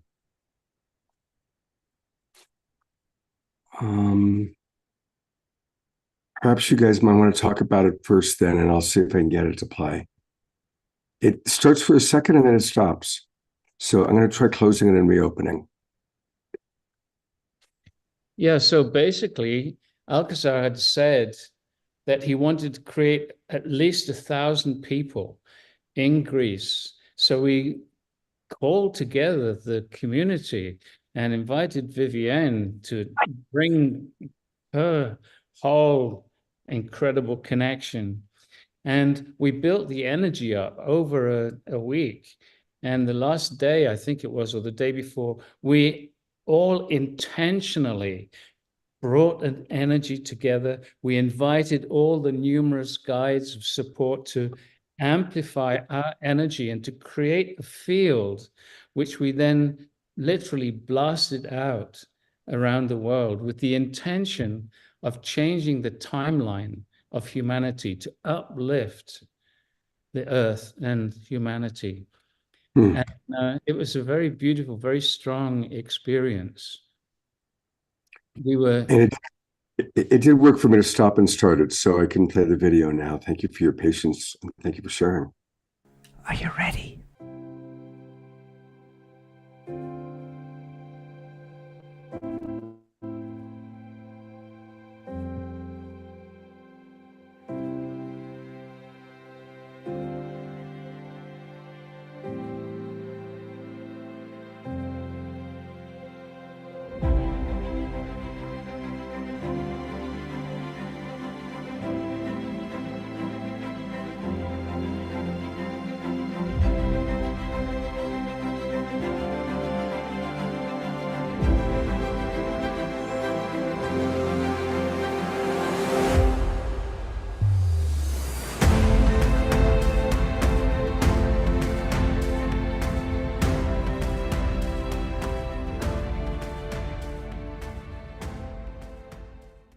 All the guides, bring your energy into our physicality right now. Allow us to be a vessel for the highest potential outcomes, the highest energy for humanity as a whole, for oneness here on this earth, for abundance, for love, and more. for freedom. Feeling your superconscious, bringing energy to you, opening your physicality to receive the energy from all these guides, asking for more, each one of you asking for more, and allowing these energies to start to flow into you, and consciously now radiating this energy out around the world, around the morphic field of humanity. And as you radiate it out, asking for more, asking for a stronger energy in this space, asking for more to flow through you, radiating it out, and more. Each one of you asking for more from the guides to flow through you, asking on behalf of humanity, and more, radiating it out, feeling these waves of love moving around and around the planet, touching the hearts and the energies of millions. When we're working on something like the 5 aspects of the new human, of love, inner peace, joy, happiness, gratitude, and oneness, you can use these techniques to bring that energy into your body.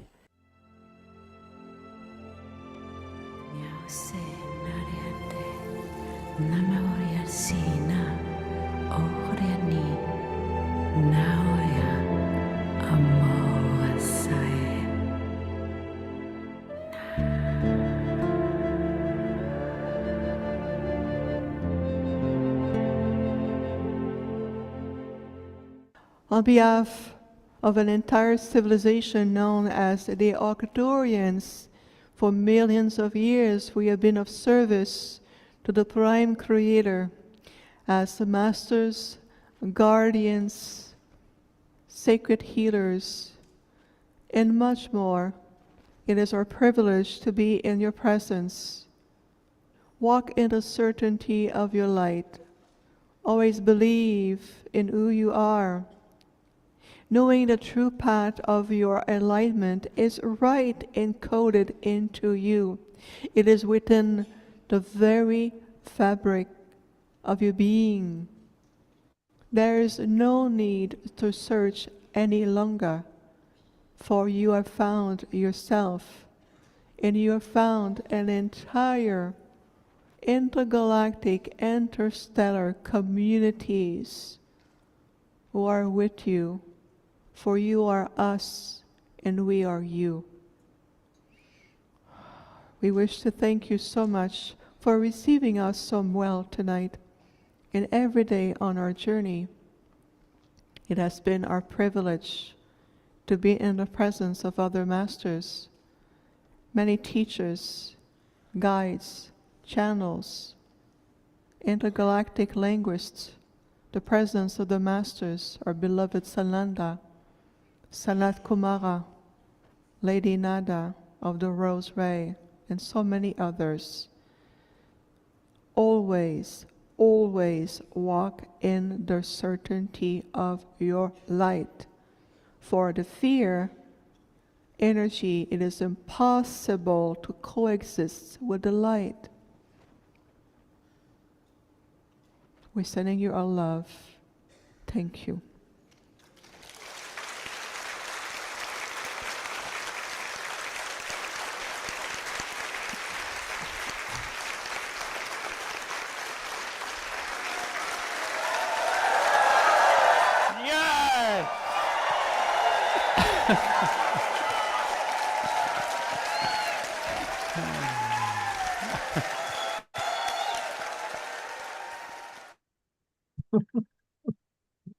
Beautiful.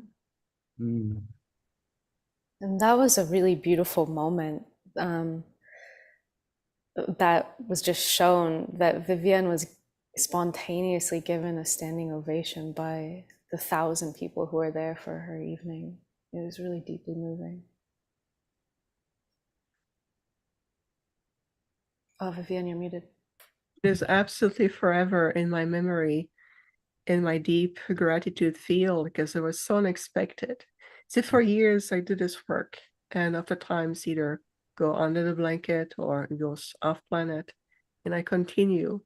And to have 1,000 people suddenly standing up on their feet, feeling the calling of let's stand up and recognize what just took place or what's been taking place, is the accumulation points of over 12 years of very active public work.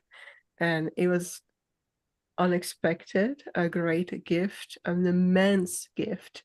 And I remember one thing that really also touched my heart is when I saw Pragit and you, Jules, coming on stage and really supporting that moment. And I felt that at that moment and point in time, we all came in oneness, and that included everybody. So yeah, I will always remember that. It's just, thank you so much. Yeah, and Chris is saying in the chat that was one of the most amazing standing ovations I've seen. Yeah, there was such an energy behind it. It was so beautiful. And Eleanor said it was a deep and profound and joyous moment. It really was, like the whole experience of being together and having that incredible support from beyond the physical was totally amazing. And when we did that buildup of energy, which created that wave going out, as we were guiding it, Viviane was standing in the Stargate, which is amplifying and transmitting all those energies. So it was, I'm getting goosebumps again, just remembering it. Yeah, it was very interesting because to me, that experience in cause, being in person with over 1,000 people, which is by about half the biggest thing that we've ever done with the Stargate in person so far, it really demonstrated that there is a power to our collective intention. And especially when we get together and come together with such a strength of focus, which is what you were seeing in that video at the beginning, where there was like this like movement of the energy. That was like the culmination of the 4 days of energy work with 1,000 people. And we were bringing this intention to shift into a higher timeline for humanity. And we were bringing that intention with all of our hearts, because this is we've been going through the birth canal of a shedding of an old civilization, like yet to see like really the birth of the new. And so that takes an enormous trust. So to me, what was and is intriguing is the amount of change that's happened in people's lives, including our own, Brigitte, since cause, which was in October of 2023. Yeah, we've had an incredible acceleration in our lives, and so many people that were there have given us that same feedback.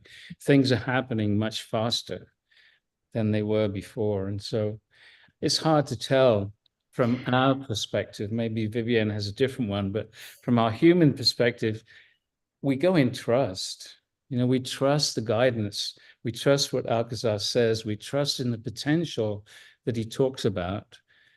And we've been doing that for, well, since '89.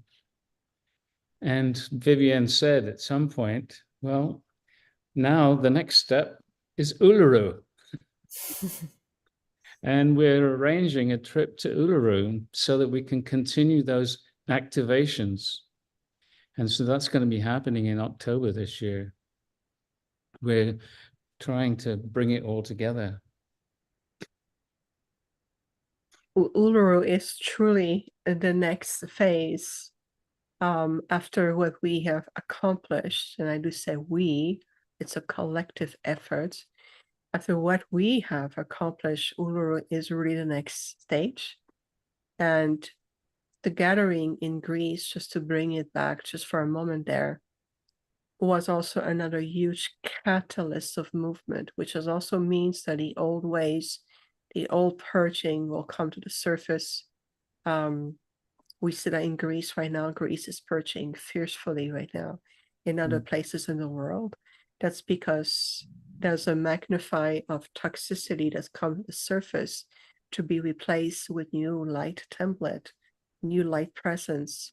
And so that gathering in Greece following Egypt was also a way to anchor, integrate, and bring the next level of catalyst movement, purging, acceleration. So this year, which is a different timeline, it's the beginning of a triple gateway. So Uluru is the next phase, and I can tell there's a lot of guardians and elders and beings of light and aboriginal tribes who coexist in the etheric field, who are already aware of our presence because it's already exists in the quantum field. We're simply going to materialize this physically in this reality in what we call the time frame of October. But it really is the next huge task. And we're very much looking forward to it. And once again, it will be all together as it needs to be to come to full circle and to really bring the significance of the changes of the timeline we're going to establishing ourselves in the timeline that we want to evolve in, basically. Just to simplify it, but it's going to be much more. But yes, Uluru, here we are, here we're coming. And for those of you who might not know, Uluru is a giant rock in the middle of Australia that, Viviane, you have said is actually one of the most important portals for the planet. Yeah. It really is. It's in Australia, as you mentioned. It's also very strategic in the timeline. It's been there for millions of years. And it's this giant rock, actually. It's a very, very ancient portal put in place by the original High Council of the ancient ones, known as the very advanced Pleiadians. And we're going to be bringing that activation there. It has been waiting for a very long time, so it can be brought back in a certain frequency field and a very resonance field. But we have reached that point now on the planet, and it will be even more in October, even though we may still feel some contractive energies. We have to be expecting of that. But at the same time, you have to think about that we are already preparing the next timeline, which will be 2025 at that point. And so it's a very instrumental what we're about to do in Uluru, Australia. Maybe that's why there's so much resistance to us actually bringing it all together. I've never created something with so much resistance to it happening. Yeah, and Pragit and I actually have been like wondering, like, why does it feel this way? Should we go? Should we not go? And then we talked to Alcazar through Pragit, and Alcazar said essentially that we must go, and that what we are going to do there is going to create an upliftment for the entire planet. And after that, I was like, okay, like we'll just, whatever it is that's heavy, like we're gonna just go because it's the next thing to, I think, Viviane, did you describe it like, I don't know if I'm making this up. Did you say that it's a bit like a bathtub plug that needs to be like pulled so that like things can go? Maybe that's a Lee Carroll and Monica thing. They say that about the nodes and the nulls and how they work together to like clear planetary energy. But it's just this feeling of like a profound change. Well, thank you for this most fascinating image. And I think it's exactly a good way to put it, like a giant plug being unplugged from the matrix. But yes, in essence, it can be described as such. But we'll discover more. We'll be given much more instructions as we get closer, because the changes on the planet will be much more palpable even at the time that it is right now. But it's definitely very important. So if there's resistance, just tell the dark light polarity, it is time to reunify with the light, and then we can transmute that and accomplish what needs to be done. Yeah. So thank you. I like the way your mind works, Jules. Love it. Well, this has Thanks. been an amazing show again, and so great to hear that it's going to continue. The saga continues. So beautiful to hear. And that's exactly how Egypt began, is with all of you knowing that you needed to go to Egypt and prepare this trip. So this is the seedling of what's going to happen next year. So I'd love to end with a meditation and activation so we could end properly. And I want to give a few acknowledgements before we do that. I want to acknowledge the beautiful 100 people that went with us on this tour, mostly women, but also a few incredible men, because they were all so important to this journey. I want to acknowledge Portal to Ascension, Neil Gar, Joan Hangarter, and Ellen Steinfeld. They helped us as guides of the trip as well. I want to know you can access my Ascension Tips, which is a blueprint to your Ascension journey. It's a free book that you can download and have a clear picture, very simple, of what's happening with the Ascension now. And we're going to give you all these links in an email that's going to come after to all of you that signed up. I also have a program with Meg Benedicti about the Ascension Tips called Ascension Revealed at ascensionrevealed.com. And I have Wishing Well Portal, which is my newsletter, Harmony Connects, Debra Recommends, Transformation into the Paradigm, that I will share with you at my wishingwellportal.com. Also the Ascension Now channel, where this is broadcasting, as well as many other things about Ascension Now channel on YouTube. And you can get the whole video of our trip in Egypt at the Stargate website, Stargate Live/Egypt Tour. If you want to review everything that happened in Egypt, you can still get that. And of course, the Stargate has so many programs. Again, we'll give you links in the email, but stargate.live welcome will give you an overview of all the programs, all the retreats, all the experiences. It's been one of my spiritual tools for 15 years now, so I highly recommend it. And you can also get the new timeline, Surfing the Waves of the New Timeline, which was birthed through the Egypt trip. And it's a series that you can tune into, stargate.live/surfing. And of course, Viviane has a whole online community with all kinds of information and classes and courses and activations on her website. And again, we'll give it to you, but it's infinitehealingfromthestars.com, infinitehealingfromthestars.com. And if you want to go to Egypt, our beloved sister Anastara and Ascension University is going to take people to Egypt. You can scan right there to get information. And again, we'll give it to you. But what's so special about her tour is she is going to be there on the 1111 portal. And it's so amazing to go to the sacred site at specific portals. So you are going to be there in Egypt, Giza Pyramid, 1111 portal, and it'll be a luxurious 2-week trip. 1111unified.com/Egypt. And again, you will see the link in the email that we'll send to you. And now we'd like to go into the activation that we will all co-lead together.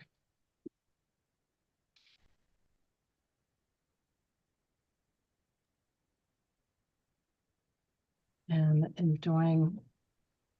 Would you like to start, Prageet, and then Julianne, and have Viviane come in? Okay, so just invite everyone just to close your eyes for a moment and just connect to the hundreds of people all tuning into this moment of now. Can you feel already an energy building up as we intentionally connect? Let's also invite Isis, which we've had a beautiful energy coming through. Just invite that energy to join us as well.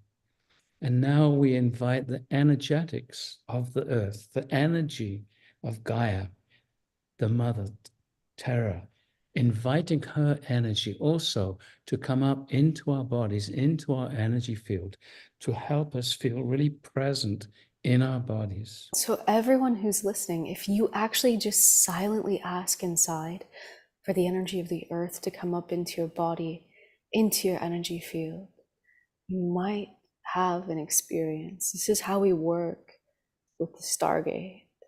So just the invitation, connecting to the earth, the intention, connecting to the energy of Gaia.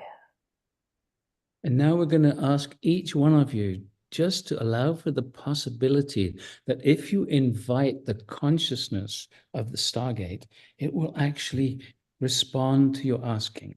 So just asking inside for the presence and support of the consciousness of the Stargate. And so we're calling for the consciousness of the Stargate, an etheric Stargate, to come and form around us. And again, just allowing for the possibility. There's nothing to do, just relaxing and just to feel. For now, we're going to ask the Stargate to start to create for each one of us a raising of the vibration, surrounding us with higher and higher frequencies, vibrating us faster and faster, very gently, uplifting our energy field. And just if we can hold the intention of allowing our energies to be gently elevated, just allowing, relaxing, and perhaps you can just feel these gentle energies coming to you. And so we're going to ask these frequencies to resonate now at the frequency range of the 12th dimension. So just asking for the 12th dimensional energies to hold you, embrace you, and support you. So we call for a strong 12th dimensional energy field in our etheric stargates, in all the stargates around the world. Just inviting a 12th dimensional energy field to vibrate you. Very good. And in this space, we invite you to call one of your guides or a being that you're connected to, be it the angelic realm or the ascended masters.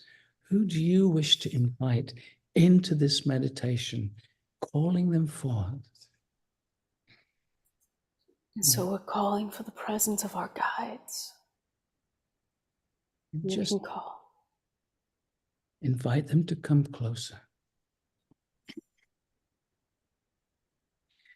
And so now we would like to invite Viviane and her incredible entourage to continue this meditation.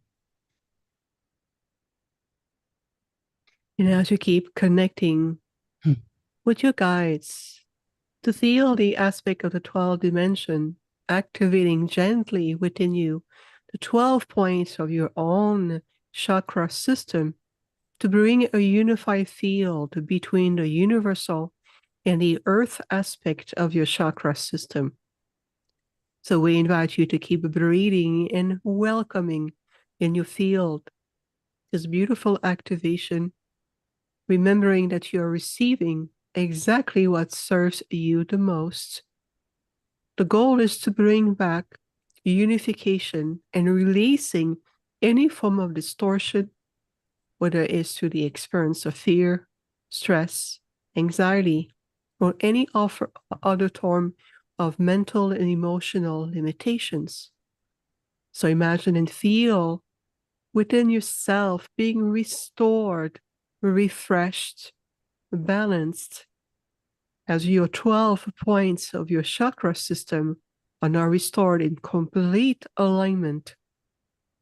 And now to your heart center, we invite you to feel and see and welcome with open arms the divine archetypes of the divine feminine and the divine masculine energy of Prime Creator, restored within you within the sacred chalice of your heart, in your being, in your entire body, in all dimensions of your life.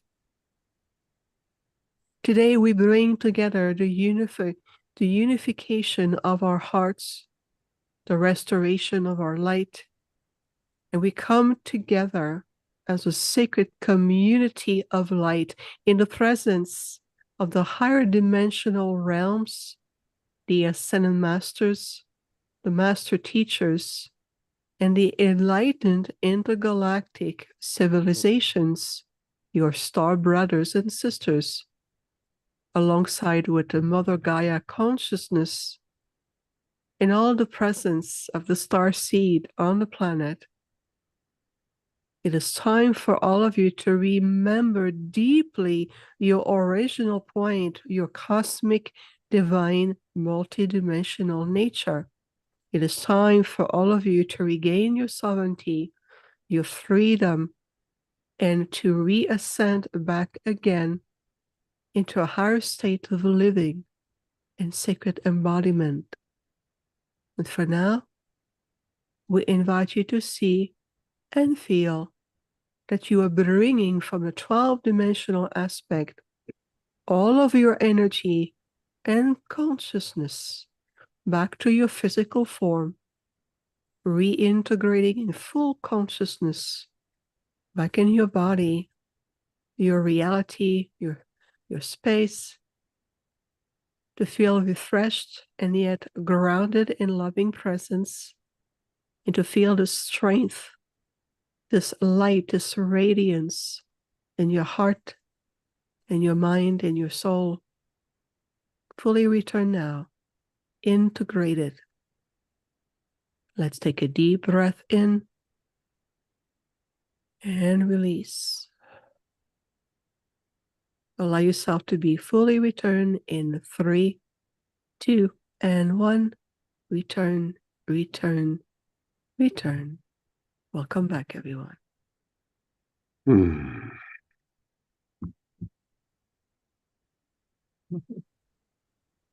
Thank you so much. That was beautiful. The whole show was amazing, as always, especially when you three get together. And Michelle, you were great as well. Thank you so much for that very important transmission that you gave us. I'm going to put some contact info in the chat that you can go of what I talked about, including the links to Stargate and Viviane, and signing up for the Awakening World, which this program is on now. This is a special edition of the Awakening World. So thank you so much, Debra, for all of your work, dedication, and tireless ongoing work that you do for all of us. It was an impeccable presentation, and we appreciate the mastermind energy behind it. Thank you.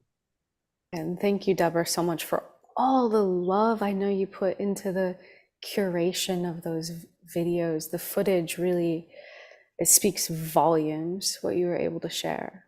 Thank you. Yeah, it's brought back beautiful memories. And it's been really wonderful just sharing this with your audience. It's been a great delight, and thank you again for the incredible energies you put into this. Love you all. Love what you do. Love what we all do together. Now we'll bring Scott back. All right. Did you Well, want thank to you. share, Michelle? I just wanted to say thank you, because you have really been holding this light as a teacher and a guide for the divine feminine. And you kind of stand with a flame guiding everyone. And so I just want to honor you for who you are and what you bring to this world. Thank you. Thank you. And we just have to add the divine masculine that Scott carries. Yeah. Yes. Welcome, Scott. Yeah. Oh, thank you. And for those of you who are not part of the Global Peace Tribe yet, please come join us. Just go to globalpeacetribe.com, globalpeacetribe.com, and you can learn all about the different shows that we do. We do 2 or 3 shows every week, always something on Wednesday night and Saturday night, and then special events. And then click register for the new season, and that'll take you to our registration page. And join us. It's a wonderful group. All of our shows are dynamic. All the people you've seen tonight are wonderful examples of our regular presenters. We have amazing people and wonderful co-hosts like Debra Giusti and many other people. So this is a couple of the shows we did last week. We did a show all about embracing self-love. And then we came live from the Soul Search Enlightenment Expo, and that was really a lot of fun. We also going to be doing another show with Marianne Williamson soon, and we always have great things planned. So join the Global Peace Tribe. Also want to let people know this Saturday night, we're going to be coming to you live from the Haven in Ashland. A lot of the Twin Ray community are part of the Global Peace Tribe. And so there's going to be wonderful music and a very special presentation from the Twin Ray, who are 2 of our favorite teachers as well. So definitely come join the Global Peace Tribe. And thank you again, all of you, for your commitment to creating an awakening world. Thank you so much. Thank you, everyone. I think it's been a pretty complete show. So, Debra, I think, we're at 2.5 hours. So we're going to complete with this. I'm going to go to gallery view one more time just so we can see everybody. So people turn on your cameras and we can see some of the beautiful folks with us. The wild monk from the Mystic Monastery, Jerry Anderson, there waving at us, and so many of our regulars from all of our communities. How exciting to have the Global Peace Tribe, the Stargate Experience community, Viviane's community. And it's really, really quite special to have everybody with us. So thank you, everyone, for being with us tonight. And we will look forward to hopefully seeing you on Saturday night. And of course, the recording will be provided to everybody who is registered. Any last words, Debra? Thank you, Scott, for all that you do and holding the Global Peace Tribe together and tirelessly, show after show with so much passion, bringing beautiful people here and for hosting this. My pleasure. Take care, everybody. Have a beautiful evening, and we'll see you soon. Good night. Thank you. Bye.